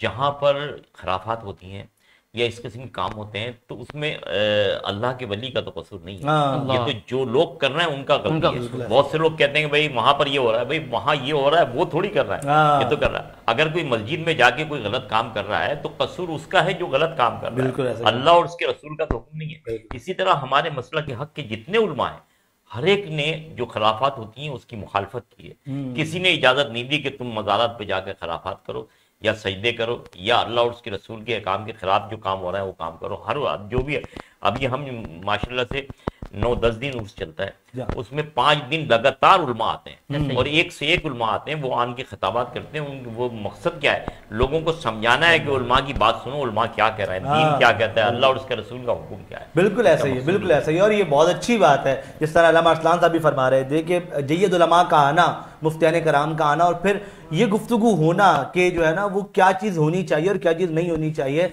चूँकि दरबार जो है वो शहर हैदराबाद की मतलब शहर हैदराबाद की पहचान है, अगर मैं यूं कहूं तो गलत ना होगा ना। लाइक हम भी तो, ये हैदराबाद भी तो उन्हीं के सत्य चल रहा है। तो अब जो है जब वहां पर इस तरह के मसाइल आते हैं तो यकीनी तौर पे वो परेशानी का बायस बनते हैं लोगों की। हजरत एक और सवाल मेरे पास आया हुआ था इस तरह का कि जो मज़ारात का देखा जाता है एक मामूल होता है कि बड़ी तादाद में चंदा इकट्ठा होता है मज़ारात के ऊपर, और यकीनी तौर पे हैदराबाद में जो है वो एक कसीर तादाद है लोगों की जो सिंध भर से बल्कि पाकिस्तान भर से आते हैं और हाजिर देते हैं।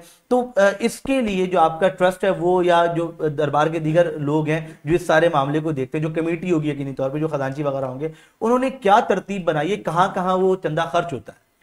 देखिए, एक बात तो ये है कि मैंने जिस टाइम शुरू में हैदराबाद दरबार में काम शुरू किया तो मेरा मामूल ये रहा कि जब मुझे किसी चीज़ की तलब हुई तो मैंने सरकार को अर्ज की कि आप अल्लाह से दुआ करें कि अल्लाह मुझे ये तौफीक दे दे कि मैं ये काम खुद करूं। तो मैंने जब से काम को संभाला, जितने काम कराए अपने रब की दी हुई तौफीक से, मैंने किसी डोनेशन, कोई चंदा, कुछ नहीं किया। ये माशाल्लाह से 6 कुरान पाक तरावी में ख़त्म होते हैं दरगाह शरीफ पे। इसके अलावा पूरे साल तामीराती काम, कभी कुछ काम चलता रहता है। अभी ये पहली मरतबा थी कि इस गवर्नमेंट ऑफ सिंध और औकाफ ने स्ट्रक्चर तैयार किया है। बाकी पूरा कंप्लीट काम और दरगाह की तोसी, दुकानें खरीदना, ये तमाम फिनिशिंग का काम, ये सब अल्लाह की दी हुई तौफीक से सारा काम होता है। वो जो चंदे के जो बॉक्स लगे हुए हैं, वो चंदे की जो पेमेंट आती है वो औकाफ लेके जाती है, उसका ताल्लुक औकाफ से है, उससे हमारा ताल्लुक नहीं है। औकाफ जो है बिजली का बिल जमा करती है ना, औकाफ बिजली का बिल या गैस का बिल जमा होती है। वो भी अगर कभी उन्हें ज़रूरत होती है तो वो भी गैस वैस का बिल हमें अपने पास से भी जमा करना पड़ जाता है। अच्छा। अगर वरना तो वो जमा करते हैं। फिर दूसरे जो गवर्नमेंट सर्वेंट है उनकी तनख्वाहें वो निकालते हैं गवर्नमेंट सर्वेंट की। तो उसमें खाली यही नहीं कि चंदा दरगाह का खाली गले हैं, बल्कि दरगाह के इलाका भी है जिसके किराए भी आते हैं जो औकाफ डिपार्टमेंट को जाते हैं, वो उसको यूटिलाइज़ करते हैं। अच्छा, वो ये मसला नहीं है कि वो यहाँ पर इस्तेमाल, यहीं ज़रूरी है इस्तेमाल करें। पूरे सिंध में जो मज़ारात हैं या मसाजिदें हैं जो औकाफ के अंडर में हैं, उनके अंदर जो गवर्नमेंट मुलाजिम है, गवर्नमेंट से हटके जो मुलाजिम है, उनको तो लोग खुद वो करते हैं। बाकी जो गवर्नमेंट मुलाजिम है उनको तनख्वाहें वो सही सही सही। तो मतलब ये बात भी बड़ी चंदा सारा उनके पास जाता है, हमें बड़ी क्लियर होने वाली बात है, क्योंकि एक ना माइंड सेट है लोगों का यहाँ पे कि भाई वो तो दरबार में तो बड़ा चंदा है तो हाजी साहब के पास जाता होगा, तो हैदराबाद लोग की दीवी तो और वो ये मेरे इसमें कोई कमाल नहीं है, सखी की दुआओं का। बिल्कुल बिल्कुल ऐसा ही है। तो यकीनी तौर पे उन्हीं के साथ के मामला चल रहे हैं और ये बड़ी क्लियर वाली बात है। तो ये जो सवाल था ना, ये वाकई एक हद तक तो मेरे ध्यान भी अटका। मैंने कहा शायद ऐसा होता होगा, जो हम देखते इतने जो खर्चे हो रहे हैं दरगाह के ऊपर, सारी चीजें हो रही है, तो वहां से वो चीजें चल रही हो, लेकिन वो बड़ा क्लियरली जवाब मिल गया कि महकमा औकाफ जो है उसके हाथ में सारे मामला आते हैं। बाकी जो चीजें वो हाजी साहब ने खुद से करवा रहे हैं और ये बहुत बड़ी बात है। अल्लाह ने इनको तौफीक दी, अल्लाह इनको सलामत रखे। नज़रीन करम, अल्लामा असलान साहब मौजूद हैं, मैं इस तरफ आगे बढ़ूंगा। अल्लामा साहब, अभी जिक्र हुआ 4 रोज़ा तरावी का, कि भाई 4 रोज़ा तरावी होती है। अच्छा, ये मामूल है हैदराबाद के अंदर मल्टीपल जगहों पर 10 रोज़ा, 6 रोज़ा, 4 रोज़ा। अगर मैं 4 दिन जाके तरावी पढ़ लेता हूं, फिर पूरा रमजान तरावी नहीं पढ़ता, तो क्या ये दुरुस्त अमल है कि मैंने कुरान तो पूरा सुन लिया? बिस्मिल्लाहिर्रहमानिर्रहीम। देखें, सबसे पहली बात इसमें यह कि जहाँ भी ऐसा मामूल है, चाहे वो मदार शरीफ हो या कोई बैंक्वेट हो या कोई मैदान वगैरह में, जो बाज़ औक़ात बिज़नेस कम्युनिटी जो होती है वो इस तरह का मामूल करती है कि वो अपने तौर पे कोई जगह मखसूस करके 6 रोज़ा 10 रोज़ा तरावी करा देती है। रीज़न ये बयान करते हैं कि फिर बाद में कारोबार के मामले इतने ज़्यादा उनके बढ़ जाते हैं कि फिर वो प्रॉपर अंदाज में मस्जिद में जाके तरावी नहीं पढ़ पाते। तो जो भी इस तरह का एहतमाम करते हैं वो इस एहतमाम के साथ साथ इस बात का ऐलान भी लाजिमन करें कि तरावी हर शख्स पर फ़र्दन आखिरी दिन तक सुन्नत मौक़दा है, इसका तर्क गुनाह है। अगर कोई शख्स 3 दिन में कुरान पढ़ के फिर बाकी में नहीं पढ़ता तरावियाँ, तो वो गुनाहगार होगा, चाहे ये कहीं भी होती हो तरावी। ये एक शरई मसला है। हाँ, ये एक बात है कि जैसे हाजी साहब ने कहा 3 दिन में वो ख़त्म कुरान पहला जो होता है, तो उसमें चलो इतनी बात तो या गुंजाइश मौजूद है, जो हदीस शरीफ में भी आती है कि एक सहाबी ने पूछा कुरान पढ़ने के ताल्लुक से हुज़ूर अलैहिस्सलाम से कि मैं 1 दिन में मुकम्मल पढ़ूँ, फिर आपने फरमाया कि इसको बढ़ा दो। फिर कहा कि क्या मैं इसको 2 दिन में करूँ या 1.5 दिन में, आपने कहा इसको बढ़ा दो। तो कम से कम हदीस में 3 दिन का जिक्र मौजूद है, इसलिए कि 3 दिन में जब बंदा कुरान पढ़ेगा तो उसको 2 फ़ायदे हासिल होंगे। सबसे पहली चीज़ तो ये कि कुरान को ठहराव के साथ, तहम्मुल के साथ, आसानी के साथ वो पढ़ेगा, कुरान उसको समझ भी आएगा। वरना फिर होगा ये कि अगर एक ही दिन में कुरान मुकम्मल पढ़ना हो तो यालमून और तालमून के अलावा समझ भी कुछ नहीं आएगा। सबसे पहली बात तो ये हो गई। दूसरी बात ये हो गई कि अगर 3 दिन में कुरान मुकम्मल करेगा तो रोज़ाना 10 इबारतें पढ़ेगा। 10 इबारों में यूँ समझ लें कि उसके जो बाकी के रूटीन है या बाकी के जो मामूलात हैं पूरे दिन के, चाहे उसमें वो नौकरी हो, उसका कारोबार हो, फैमिली को टाइम देना हो, ये सारी चीज़ें भी मैनेज हो सकती है।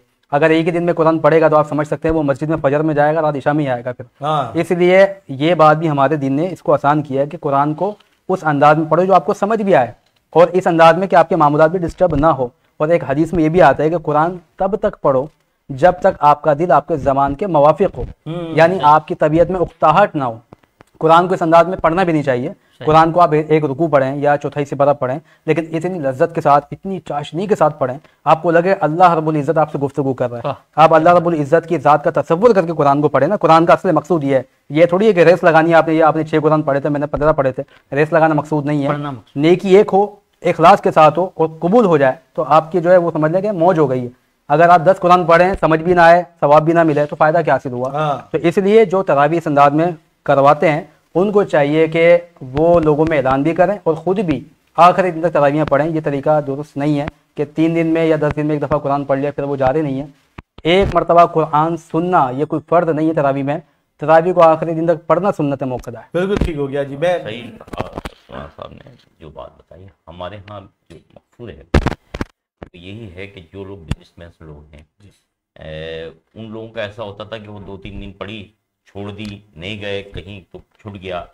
तो हमने ये सिलसिला कराची में पहले ये होता था, जकीर राठौर साहब पढ़ाया करते थे, अभी भी वो सिलसिला जारी है। तो अल्लामा शहमद नूरानी साहब जैसी हस्तियाँ वहाँ जितने मौजूद होते थे, तो हमने दरगाह शरीफ पर, अच्छा दरगाह शरीफ पर खुसूसन दूसरी जगह पर ये होता है कि 6 रोज़ या 7 रोज़ 10 रोज़ होना, अच्छा दरगाह के बाद ही सब जगह शुरू हुआ है, लेकिन हमारे यहाँ दरगाह शरीफ पे मुसलसल जारी रहता है। अभी 4 रोज़ खत्म होने के बाद फिर 6 रोज़ का शुरू हो गया, 6 रोज़ खत्म होगा। अच्छा इनकी निस्बतें भी हैं, जैसे योम खातून जन्नत पे एक कुरान मुकम्मिल हुआ, दूसरा कुरान जो होगा योम खतीजत कुबरा 10 रमज़ान मुबारक को मुकम्मिल होगा, ठीक है ना। फिर तीसरा शुरू हो जाएगा, वो खत्म होगा 16 रमज़ान हज़रत आयशा सिद्दीक़ा रज़ियल्लाहु ताला अन्हा की निस्बत से। उसके बाद शुरू होगा जो 21वीं शब को मौला अली के निस्बत से होगा, और उसके बाद शबीना शुरू हो जाएगा।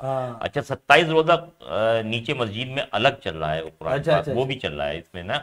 अच्छा हमारे यहाँ हर प्रोग्राम में जिस दिन खत्म कुरान होता है उस दिन एक आलिम की तकरीर होती है, 1 या 2 या 3 उलमा की तकरीर होती है।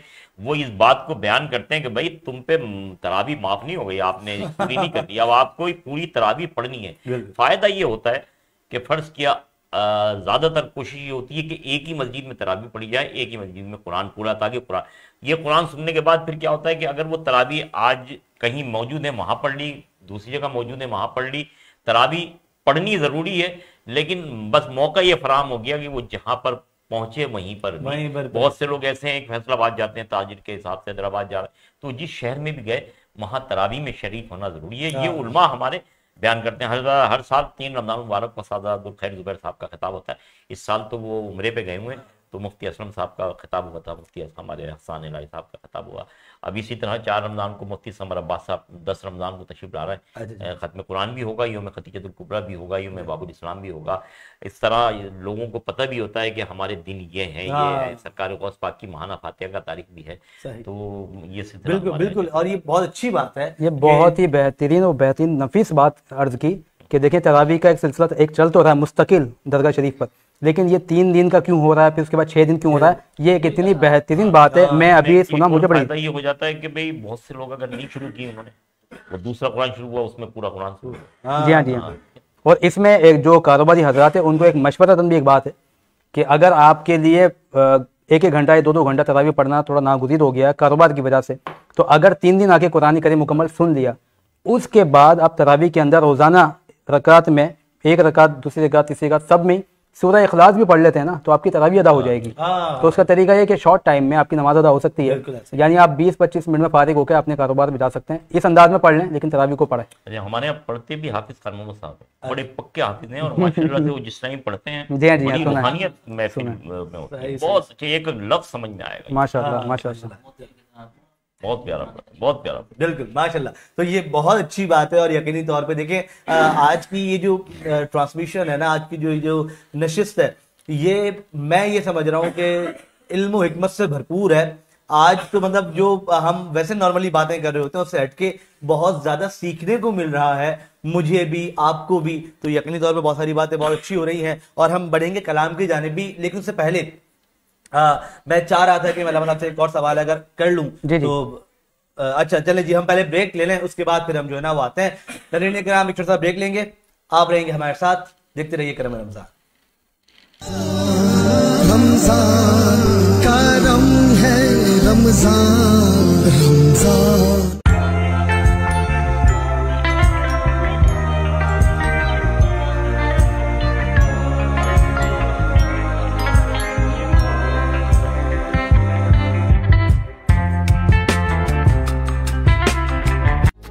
हमारी और हमारे बच्चों की बेहतर नशोनुमा के लिए प्रोटीन इंतहाई जरूरी है। चिकन इस जरूरत को पूरा करने के लिए कम खर्च और मयारी जरिया है, मगर बदकिस्मती से इस चिकन को जिन तरीकों से ज़बा करके फरोख्त किया जाता है वो इंतहाई नामुनासिब और हिफ्ज़ान सेहत के उसूलों के बरखिलाफ है। व्हाइट मीट इन मसाइल का हल सेहतमंद और साफ सुथरे माहौल में मुतारिफ करवाता है। फ्रेश और हेल्दी चिकन मीट सिर्फ व्हाइट मीट से ही मिल सकता है। व्हाइट मीट सबसे सस्ता, सबसे अच्छा।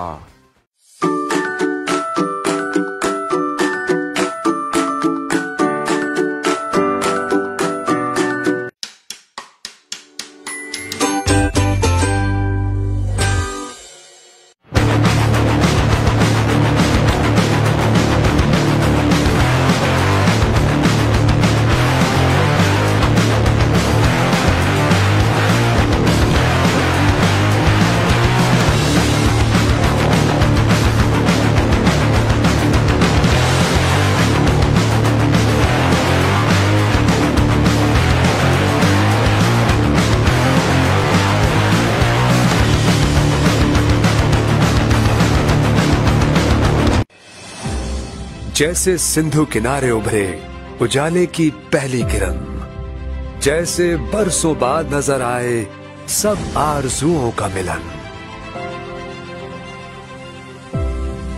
हैदराबाद में रिहाइश और आसाइश की नई दुनिया आपके लिए। Diamond golf city Hyderabad. Diamond golf city Hyderabad, the gateway to Hyderabad.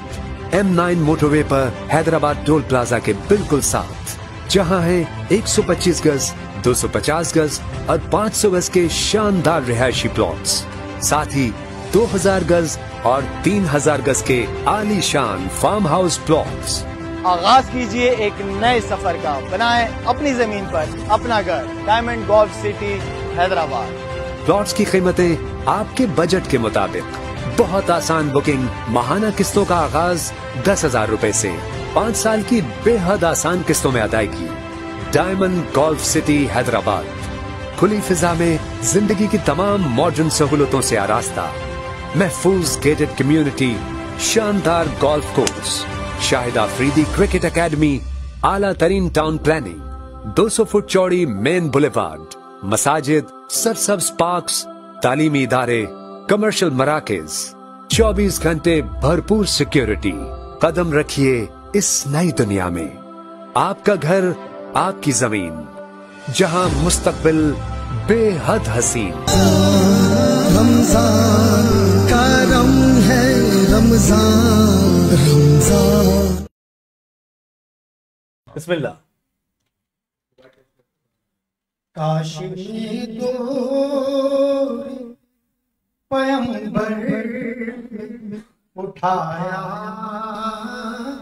जाता, काश में दो पैगंबर उठाया जाता, काश में दो पैगंबर उठाया बाखुदा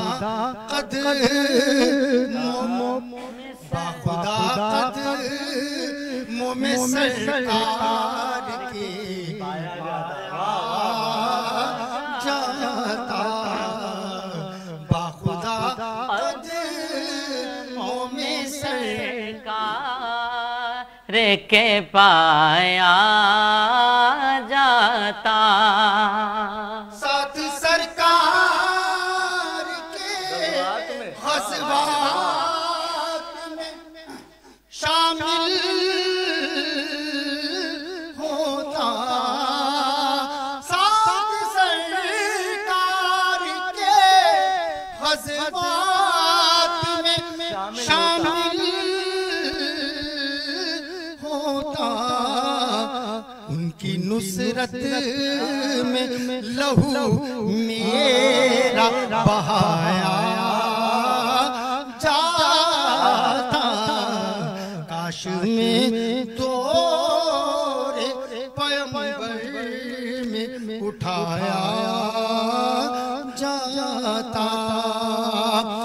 रोएत के ज़र्रों में अल्लाह बदल दे तो मुझे रेत के ज़र्रों में अल्लाह बदल दे तो मुझे रेत के ज़र्रों में अल्लाह बदल दे तो मुझे और मुझे राह मोहम्मद में बिछाया जाता। बाखुदा कदमों में सरकार के पाया जाता। सुभान अल्लाह, सुभान अल्लाह, सुभान अल्लाह।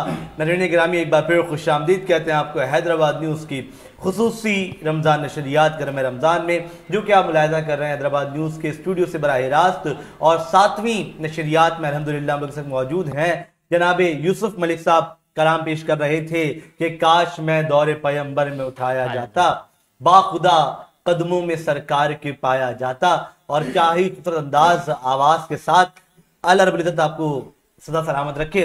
जनाब अली नकशबंदी साहब, माशाल्लाह बहुत ही प्यारे अंदाज से आपने हदीया अकीदत पेश फरमाया। और नाज़रीन साथ ही एक बताता चलूं एक राज की बात। राज की तो लोग जो मेहमान आज हमारे दरमियान मौजूद हैं, आप शायर भी हैं, पीर गुलशन इलाही कादिर चिश्ती फरीदी साहब।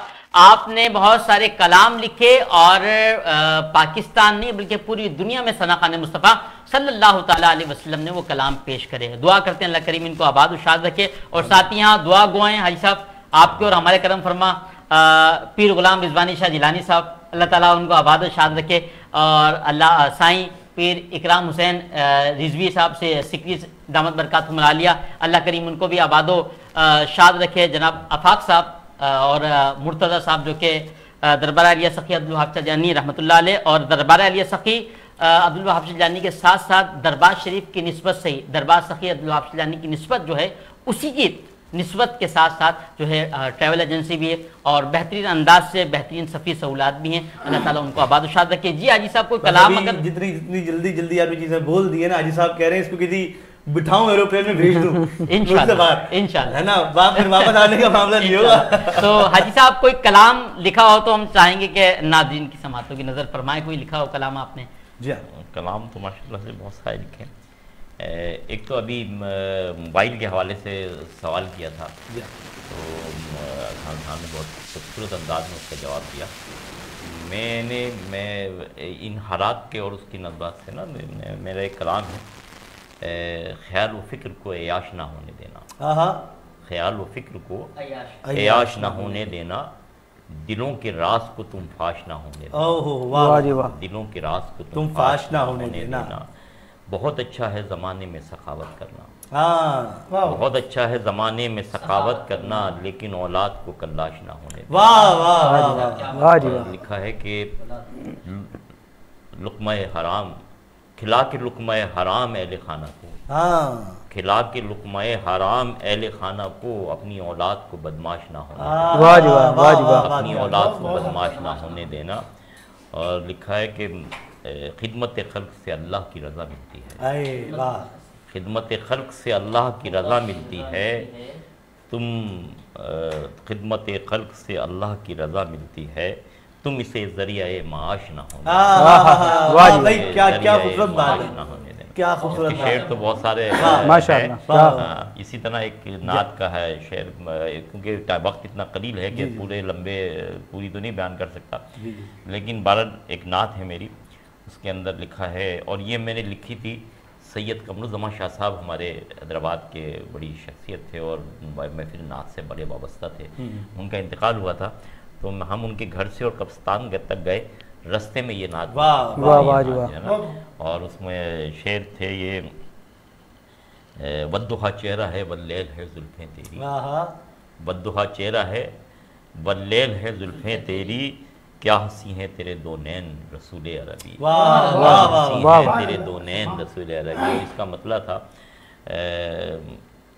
हो अता हमको भी सदका, हो अता सदक़े हसनैन रसूले अरबी, हो अता सदक़े हसनैन रसूले अरबी, आप हैं कासिम दारैन रसूले अरबी, आप हैं कासिम दारैन रसूले अरबी।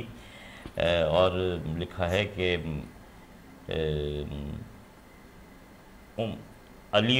अली उस्मान को दामाद बनाया तुमने, अली उस्मान को दामाद बनाया तुमने, हैं सुसर आपके शेखैन रसूले अरबी। चारों का हमने उसमें क्या खूब जनाब, इसका मक्ता है यूं मुरीदों को लिए हश्र में आए गुलशन, मुरीदों को लिए हश्र में आए गुलशन, सर पे रखे तेरे नालैन रसूल। वाह जी वाह वाह वाह, क्या कहना, क्या कहना, क्या खूबसूरत जनाब, वाह सुभान अल्लाह सुभान अल्लाह। और यकीनी तौर पे यही फैज़ है, ये जो अता है ना सरकार दो आलम की, जो ये सिलसिला चल रहा है। और हम देखते हैं जी सखी की शान में अभी शेर पढ़ रहे थे हमारे मोहम्मद अली भाई ने तकरीबन सुनाई, उसमें एक शेर जो अभी आप सवाल कर रहे थे ना उसके मुनासबत से, कि मैं रोज़ सुबह आ जाता हूँ और झोली भर ले जाता हूँ, मैं रोज़ सुबह आ जाता हूँ और झोली भर ले जाता हूँ, बढ़ता है गौसे आज़म का फैज़ान सखी के रोज़, बढ़ता है गौसे आज़म का फैज़ान। मैं रोज़ सुबह जाता हूँ और झोली भर के जाता हूँ, और झोली भर के जाता हूँ, बढ़ता है गौसे आज़म का फैज़ान सखी के रोज़े पर, बढ़ता है गौसे आज़म का फैज़ान सखी के। और हर साल सखी के उर्सों में जब नात की महफिल होती है, जब नात की महफिल होती है, हर साल होते हैं मदीने के आका मेहमान सभी के।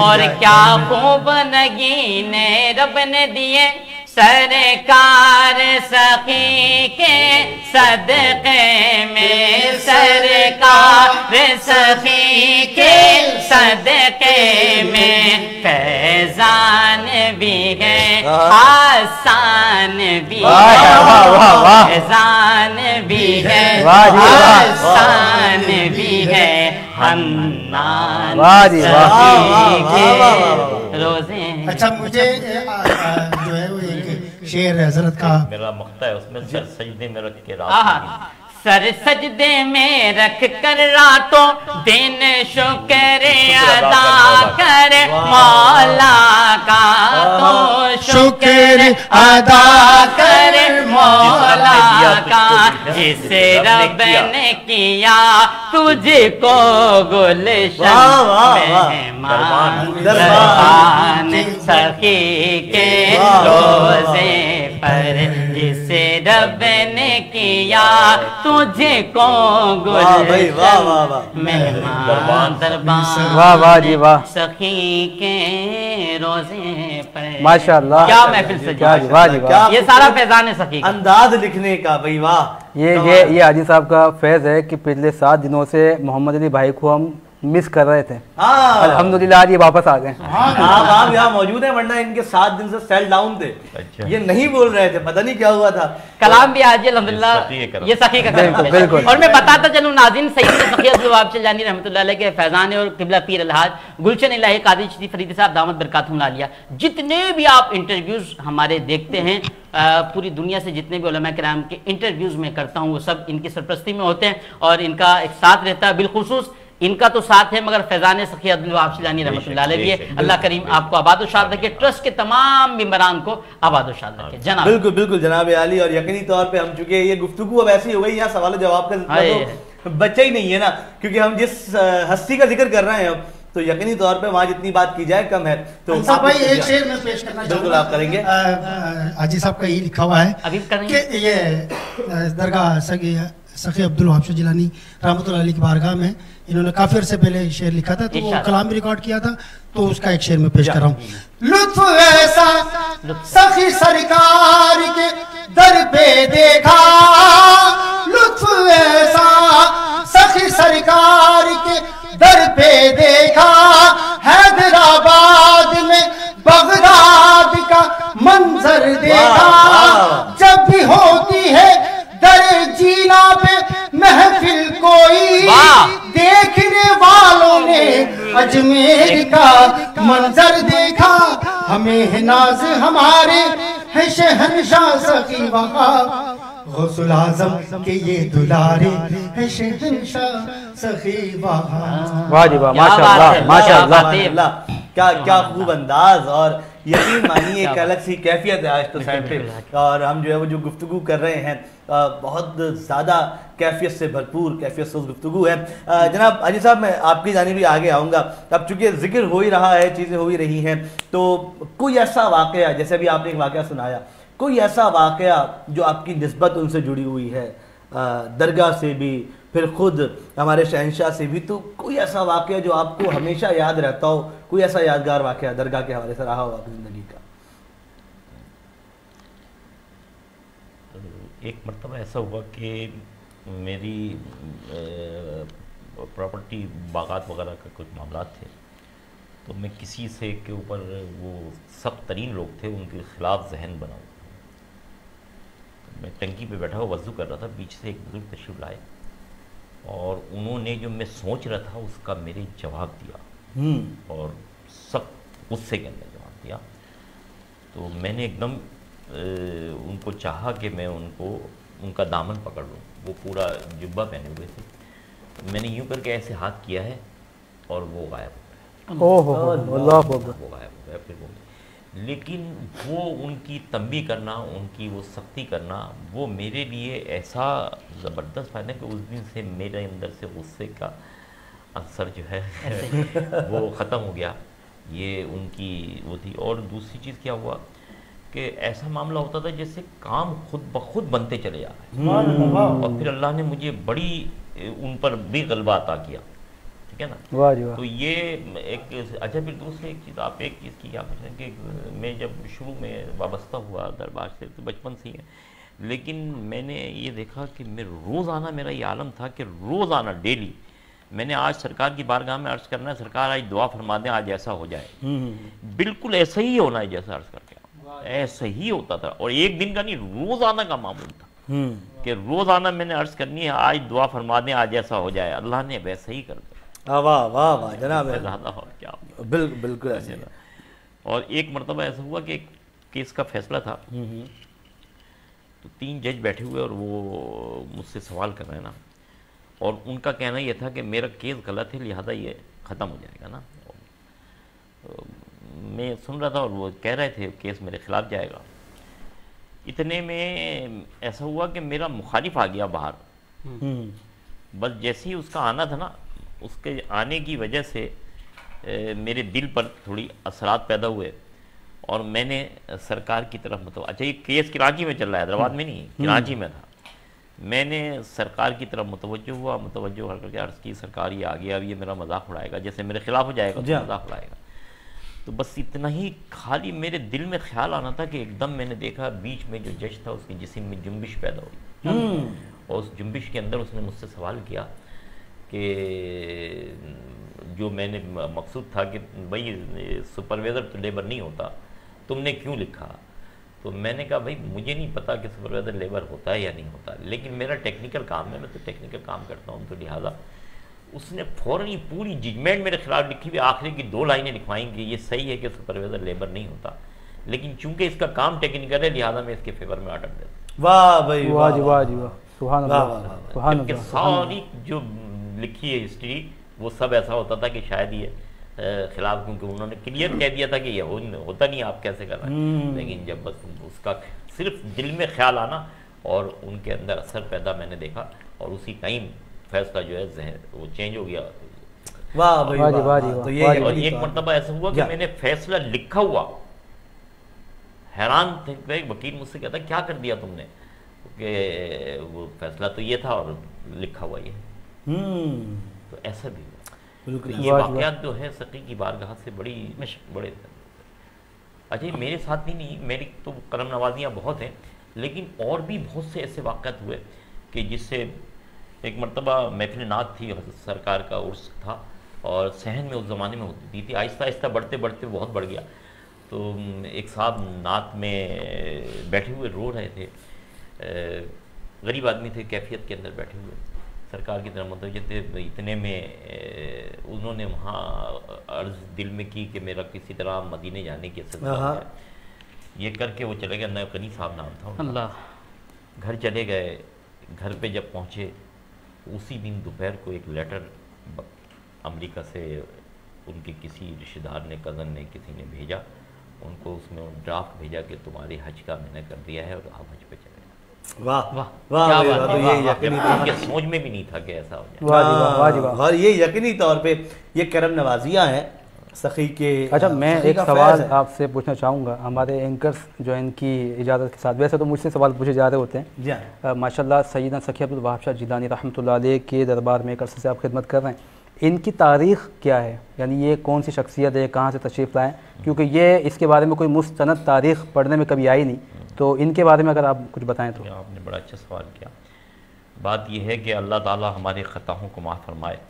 अब तो लोगों ने अपने आप को खामखाई जोड़ना शुरू कर दिया है उन पर। जी हाँ जी हाँ। लेकिन हकीकत यह है कि सैयदना सखी अब्दुल वहाब शाह जिलानी रहमतुल्लाह तआला अलैह हुए या हज़रत आलम शाह बुखारी कराची में बड़ी मशहूर व मारूफ हस्ती हैं।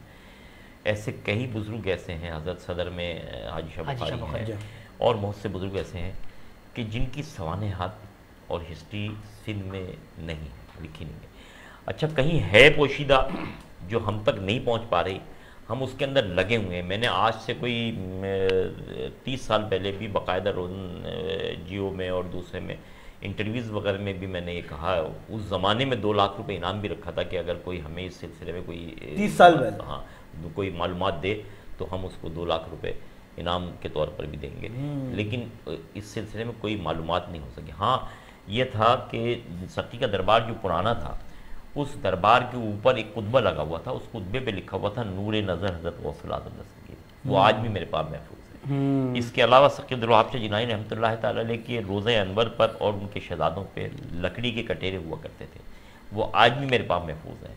उन कटेरों के ऊपर जो लकड़ी का कटेरा था उसके ऊपर हज़रत अब्दुल लतीफ़ शाह भटाई के कुछ अशार लिखे हुए थे शीशे के ऊपर, ठीक है ना, वो उसके अंदर वो सकी की शान में वो अशार उसमें लिखे। उससे ये तो पता चलता है कि हज़रत बहुत बुज़ुर्ग पुराने बुज़ुर्ग हैं। लेकिन कहीं से हिस्ट्री के मुतालिक अभी भी कोई अकालिम है, उनका कहना है कि मैंने बहुत बड़ी रिसर्च की है और मैंने तैयार कर लिया है सारे मामलात, लेकिन अभी तक मुस्तनद बात जो है वो सामने नहीं आई। क्योंकि इस हवाले से मुझे ऐसा याद आता कुछ अर्से कबल, आप तो वाकिफ़ होंगे, मौलाना मोहम्मद अली हनफी साहब जो मुनाजिर हैं, उनकी लाइब्रेरी में एक किताब ऐसी मिली थी जो हैदर चौक पे ही किसी बुक डिपो का एड्रेस भी था उस पर, वहाँ से वो छपी है और उसमें हमारे शहर हैदराबाद के बहुत ही मारूफ आलिम दीन मुफ्ती अहमद मियां बरकाती रहमतुल्लाह अलैह, उनका एक ख्वाब भी जिक्र उसमें मौजूद था। वो मुझे याद है, मैंने पढ़ा था कि उन्होंने इस्तिखारा किया बाकायदा और ख्वाब में सैयदना सखी अब्दुल वहाब साहब की शख्सियत को उन्होंने देखा।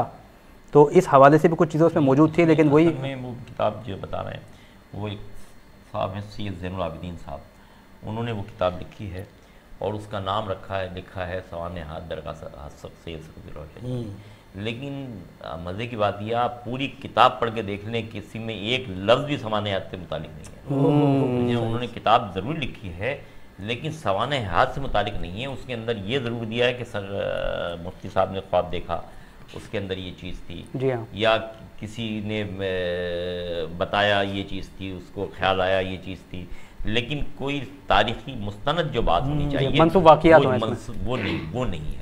तो जब तक कि मुस्तनद अच्छा मुस्तनद भी किसी बाकायदा किसी बुक का हवाला हो, किसी किताब जी हाँ बिल्कुल, वो आदमी मुस्तनद बात को उसको समझे तो उसको कर सकता है, वरना तो ऐसे करना। आप देखने में वैसे तो मुझे भी अल्हम्दुलिल्लाह ये शहजादों के नाम जो वहाँ मज़ार मौजूद हैं उनके नाम लोगों को नहीं इल्म है, ना वहाँ लिखे हुए, ना किसी तारीख में, ना रिकॉर्ड में, लेकिन मुझे बताया गया कि इनके नाम ये है। एक का नाम सैयद कासिम शाह साहब है, वो मुझे बताया गया कि नाम ये है। दूसरे जो नाम है उनका नाम सैयद जुड़ियल शाह है, ठीक है ना। तो वो सैयद कासिम शाह साहब का मुझे नाम बताया गया। फिर मेरे सामने किसी ने जिक्र किया कि यहाँ 2 मज़ार होते थे, एक का नाम सैयद कासिम शाह था, एक सैयद जुड़ियल शाह था, ठीक है ना। तो उससे पता चला कि यार वो जो मुझे जो बताया गया है सैयद कासिम शाह नाम, तो वो सही बताया गया है, तो वाकई दूसरा जुड़ियल शाह जो बता रहे हैं उनके नाम होंगे। लेकिन जब तक के हमें इस्लाम तो ये कहता है ना कि आप उसकी मुस्तनद दलील होनी चाहिए, सनद होनी चाहिए, बिल्कुल वो चीज़ अभी तक हमें नहीं मिली। अच्छा, देखने वालों को मैं इस पे ये बात बिल्कुल लाजिमन कहूँगा, तो जैसा हाजी साहब ने खुद ही बयान फरमा दिया कि मुस्तनद तारीख़ बाकायदा और मुस्तनद जो है वो सबूत इसके नहीं मिले, मगर फिर भी किसी के ज़हन में ये बदगुमानी आ जाए कि अगर एक ज़ात की कोई तारीख़ मौजूद नहीं है तो फिर लोग क्यों उनके पास जा रहे हैं, या क्यों लोग जो बैठे हैं मुजावर बन के। मैं अक्सर इस बात को कहता हूँ कि यार सखी की दरबार और सखी के फैज़ का जिन बुज़ुर्गों की तारीख़ मौजूद है उनके पास तो लोग जाते हैं, उनको फैज़ हासिल होता है कि भाई उनको पता है उनके बारे में। लेकिन सखी की ये बड़ी करामत ये है कि सखी के बारे में लोगों को इल्म नहीं है, तारीफ नहीं है मसलन नहीं, लेकिन उनके मज़ार अक़दस से वो फैज़ जारी है कि लोग उनकी तरफ खिंचे चले आते हैं और उनका नाम सखी है।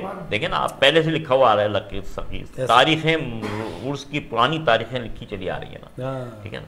तो ये एक अच्छा, फिर आप एक और बात है, देखें एक तो सखी अल्लाह के वली है ना, हज़रत दाता गंजबख्श अली हिजवेरी रहमतुल्लाह ताला अलैह के दरबार में हज़रत ख्वाजा मोइनुद्दीन चिश्ती रहमतुल्लाह ताला अलैह ने चिल्ला की फरमाई, दुनिया को बता दिया कि दाता साहब का क्या मुकाम है कि मैं सुल्तान हिंद हूँ लेकिन फैज़ हासिल कर रहा हूँ, सुभान अल्लाह, ठीक है। तो सकी अब्दुल वहाब शाह जिलानी रहमतुल्लाह ताला अलैह का दरबार वो है कि जहाँ से बाबा सलाउद्दीन रहमतुल्लाह ताला अलैह ने आपकी चौखट पे बैठ के फैज़ पाया। आपके दरबार में एक बुजुर्ग होते थे जिनका नाम था गुलाम हुसैन बेवा, उनके जिस्म के एज़ा अलग अलग हो जाते थे, ये लोगों ने देखे अपनी आंखों से, समझे ना। उन्होंने सकी के दरबार की गुलामी हासिल की, उन फैज़ पाया।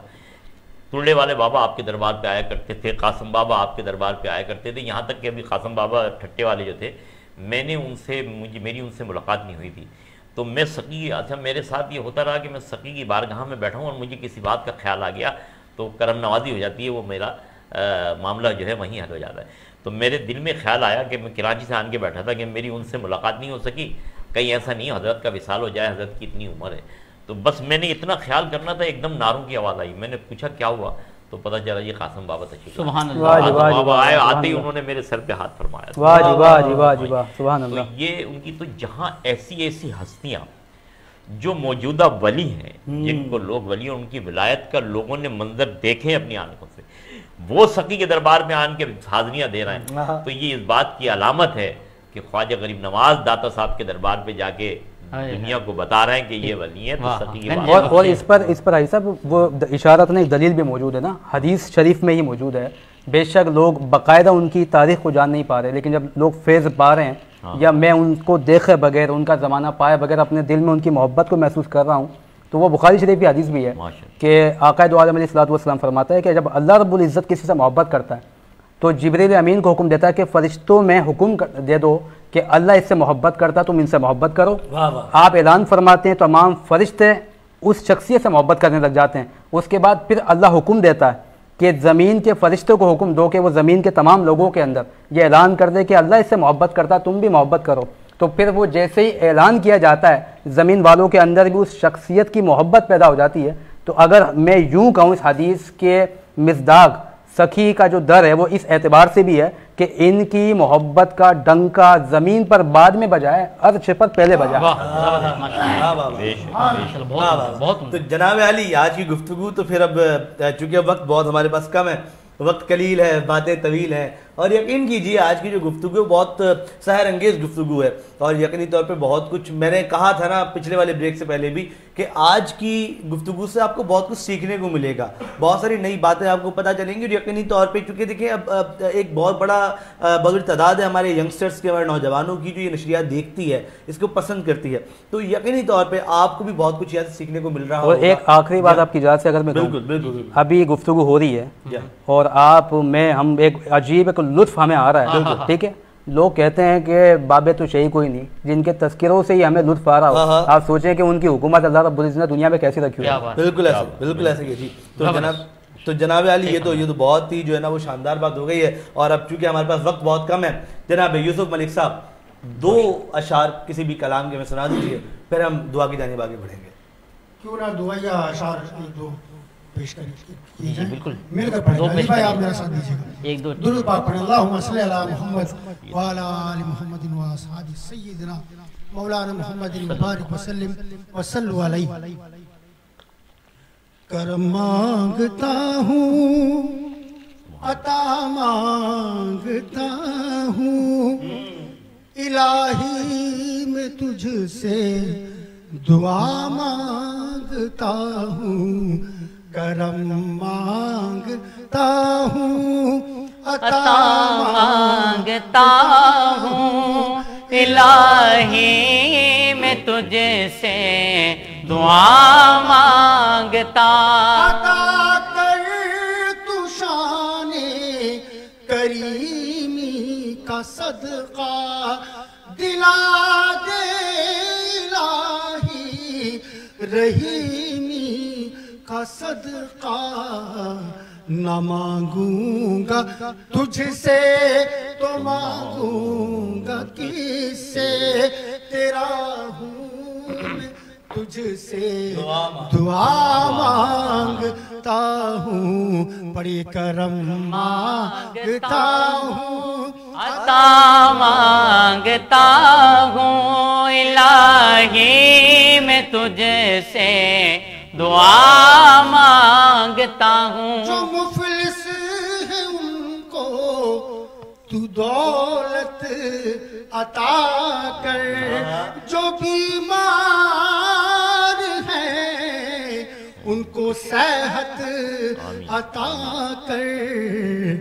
मरीजों की खातिर शिफा मांगता हूँ, इलाही मैं तुझसे दुआ मांगता।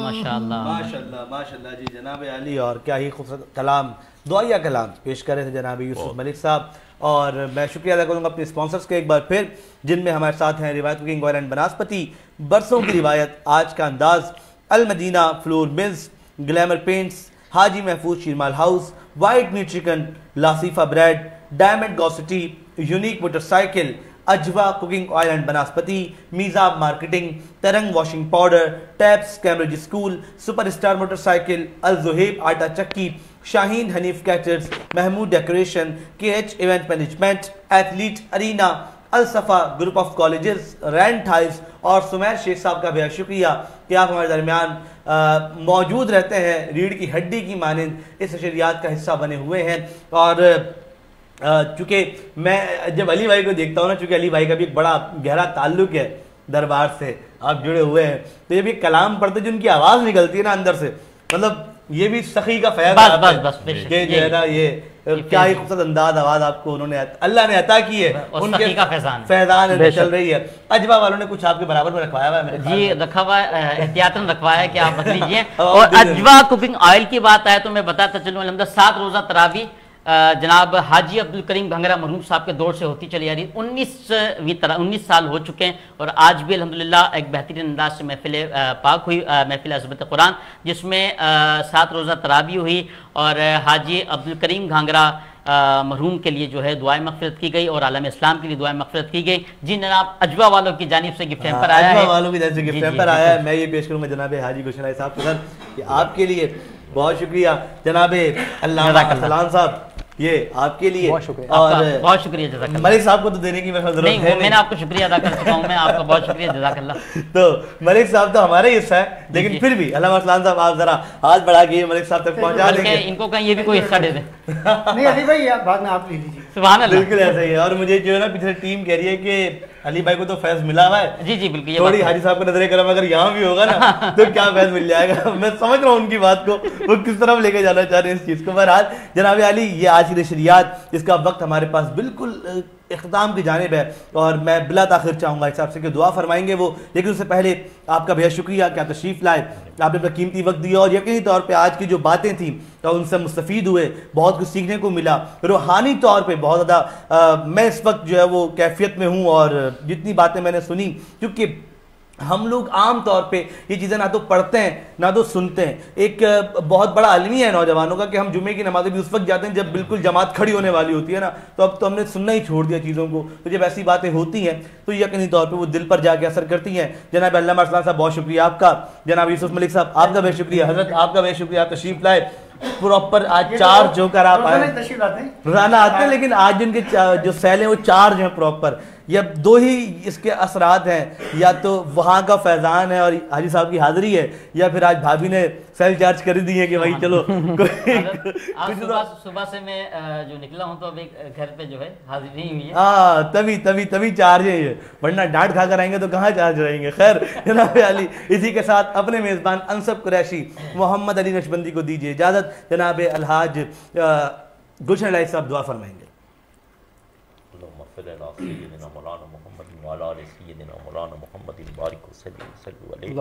फजल के हाथों से या रब मेवे मकसद खिला, दे पन्हा या रब मोहम्मद मुस्तफ़ा के वास्ते, या इलाही रहम फरमा मुस्तफ़ा के वास्ते, या रसूल अल्लाह करम कीजिए खुदा के वास्ते, कर करम करवा करम दोनों जहां में रग बरम, सरवरे कौनैन शाह अंबिया के वास्ते, मुश्किलें कर दे असा मुश्किल कुशा के वास्ते, कर बनाए रद शहीद करबला के वास्ते, कादरी कर कादरी रग कादरियों में उठा, कदर अब्दुल कादर कुदरत नुमा के वास्ते, या इलाही सब उठा ले दर्दमंदों के ये बोझ, गौसुल आज़म पीरो मुर्शिद रहनुमा के वास्ते, पूरी कर हाजात सब सदका सखी इब्ने सखी, मेरे प्यारे पीरो मुर्शिद रहनुमा के वास्ते, इन बुज़ुर्गों का तसद्दुक इन बुज़ुर्गों के तो फैल, पूरी कर या रब दुआएं कुलौलिया के वास्ते। और मैं वो साइल हूँ कि जिसको मांगना आता नहीं, गरचे तेरा दर खुला है हर गदा के वास्ते, तो दे दे मेरे मौला हमको मुस्तफ़ा के वास्ते, फातिमा हैदर अली मुश्किल कुशा के वास्ते। या अल्लाह अपने महबूब के सदक़े वास्ते वसीले में ए अल्लाह तो हम सब की हाज़िरी को मकबूल मंजूर फरमा। परवरदिगार आलम तेरी बारगाह में इल्तिजा करते हैं, ये सहरी का मकबूलियत का वक्त है। परवरदिगार तेरी बारगाह में इल्तिजा करते हैं हमारे हैदराबाद न्यूज़ के तमाम साथियों के लिए, रुफ़क़ा के लिए, उज़ैर साहब और इनके तमाम रुफ़क़ा के लिए अल्लाह तो इन सब को अपनी मेहरबानियों से माला माल फरमा। या अल्लाह तेरी बारगाह में इल्तिजा करते हैं जितने लोग अल्लाह इस चैनल के ज़रिए हमारे साथ दुआ में शरीक हैं, अल्लाह तो इन सब को मदीने की हाज़िरी नसीब फरमा। या अल्लाह तू जो परेशान हाल हैं अल्लाह तो उनकी परेशानियों को दूर कर दे, जो कर्जदार हैं उनके कर्ज़ों को गैबी ख़जाने से अदा फरमा दे, बेरोज़गारों को साहिब रोज़गार कर दे, रोज़गार वालों के रोज़गारों में खैर व बरकत अता फरमा, बीमारों को तंदुरुस्ती और सेहत कामिला अता फरमा, बे औलादों को नरीना औलाद अता कर दे, औलाद वालों की औलादों को फरमा बरदार बना दे, दीन इस्लाम पर चलने वाला बना दे। जिन घरों में जवान बहनें बेटियां रिश्तों के लिए बैठी हैं मौला उनके नेक नसीब खोल दे, उनके इस नेक काम में उनकी गैबी मदद फरमा दे। या अल्लाह तू हमें अपनी जानिब से दारीन की कामयाबियों से हमकिनार फरमा दे, अपनी जानिब से बुलंद इज़्ज़त अता फरमा दे, ज़िल्लत और रुस्वाइयों से महफूज फरमा दे, अपनी जानिब से हलाल कसीर बरकत वाला बेहिसाब रोज़ी रिज़्क़ अता फरमा, हर आने वाली आफत बलायात से मेरे आका की पूरी उम्मत को महफूज फरमा, बैतुल मुक़द्दस के मुसलमानों की गैबी मदद फरमा, अल्लाह कश्मीर के मुसलमानों की गैबी मदद फरमा, मेरे वतन अजीज़ पाकिस्तान को इस्तिकामत अता फरमा। परवरदिगार आलम जिन लोगों ने इस प्रोग्राम के करने में अल्लाह ताबुन किया अल्लाह इन सब को अपनी मेहरबानियों से माला माल फरमा। परवरदिगार तू हमको रमज़ान के पूरे रोज़े रखने नसीब फरमा, पूरी तरावियाँ पढ़ने की तौफीक अता फरमा। परवरदिगार आलम तेरी बारगाह में इल्तिजा करते हैं, रमज़ान जिस मकसद के लिए अल्लाह ने हमें अता फरमाया उस मकसद को हमें हासिल करने की तौफीक अता फरमा, तेरे बंदों की खिदमत की तौफीक अता फरमा। अल्लाह हमारी दुआओं को मकबूलियत का दर्जा अता फरमा। अल्लाह तेरे वली कामी सकीब ने सकी का मुसलसल जिक्र होता रहा। अल्लाह अपने वली के सदक़े में अल्लाह हम तू अपने इनके जिक्र की बरकत से हम सब के दामन मुरादों से भर दे। परवरदिगार मेरे मुर्शिद कामिल सैयदना सकी अब्दुल वहाब शाह जिलानी इनके शहजादगान के दर्जात को बुलंदियाँ अता फरमा। इनके फैज़ से हमको हमारे अहले खाना को मेरे आका की पूरी उम्मत को माला माल फरमा। रब्बना ज़लमना अनफुसना व इल्लम तग़फिर लना व तरहमना लनकूनन्ना मिनल खासिरीन। रब्बना आतिना फिद दुनिया हसनतम व फिल आखिरति हसनतम व क़िना अज़ाबन नार। इन्नल्लाह व मलाइकतहु युसल्लूना अलन नबी या अय्युहल्लज़ीना आमनू सल्लु अलैहि व सल्लिमू तस्लीमा। अल्लाहुम्मा सल्लि अला सय्यिदिना मौलाना मुहम्मदिन व अलिहि वल करम व आलिहि व सहबिहि व बारिक वसल्लिम सल्लु अलैहि। सुभान रब्बिका रब्बिल इज़्ज़ति अम्मा यसिफून व सलामुन अलल मुरसलीन वल्हम्दुलिल्लाहि रब्बिल आलमीन। बहक़्क़ि ला इलाहा इल्लल्लाह मुहम्मदुर रसूलुल्लाह।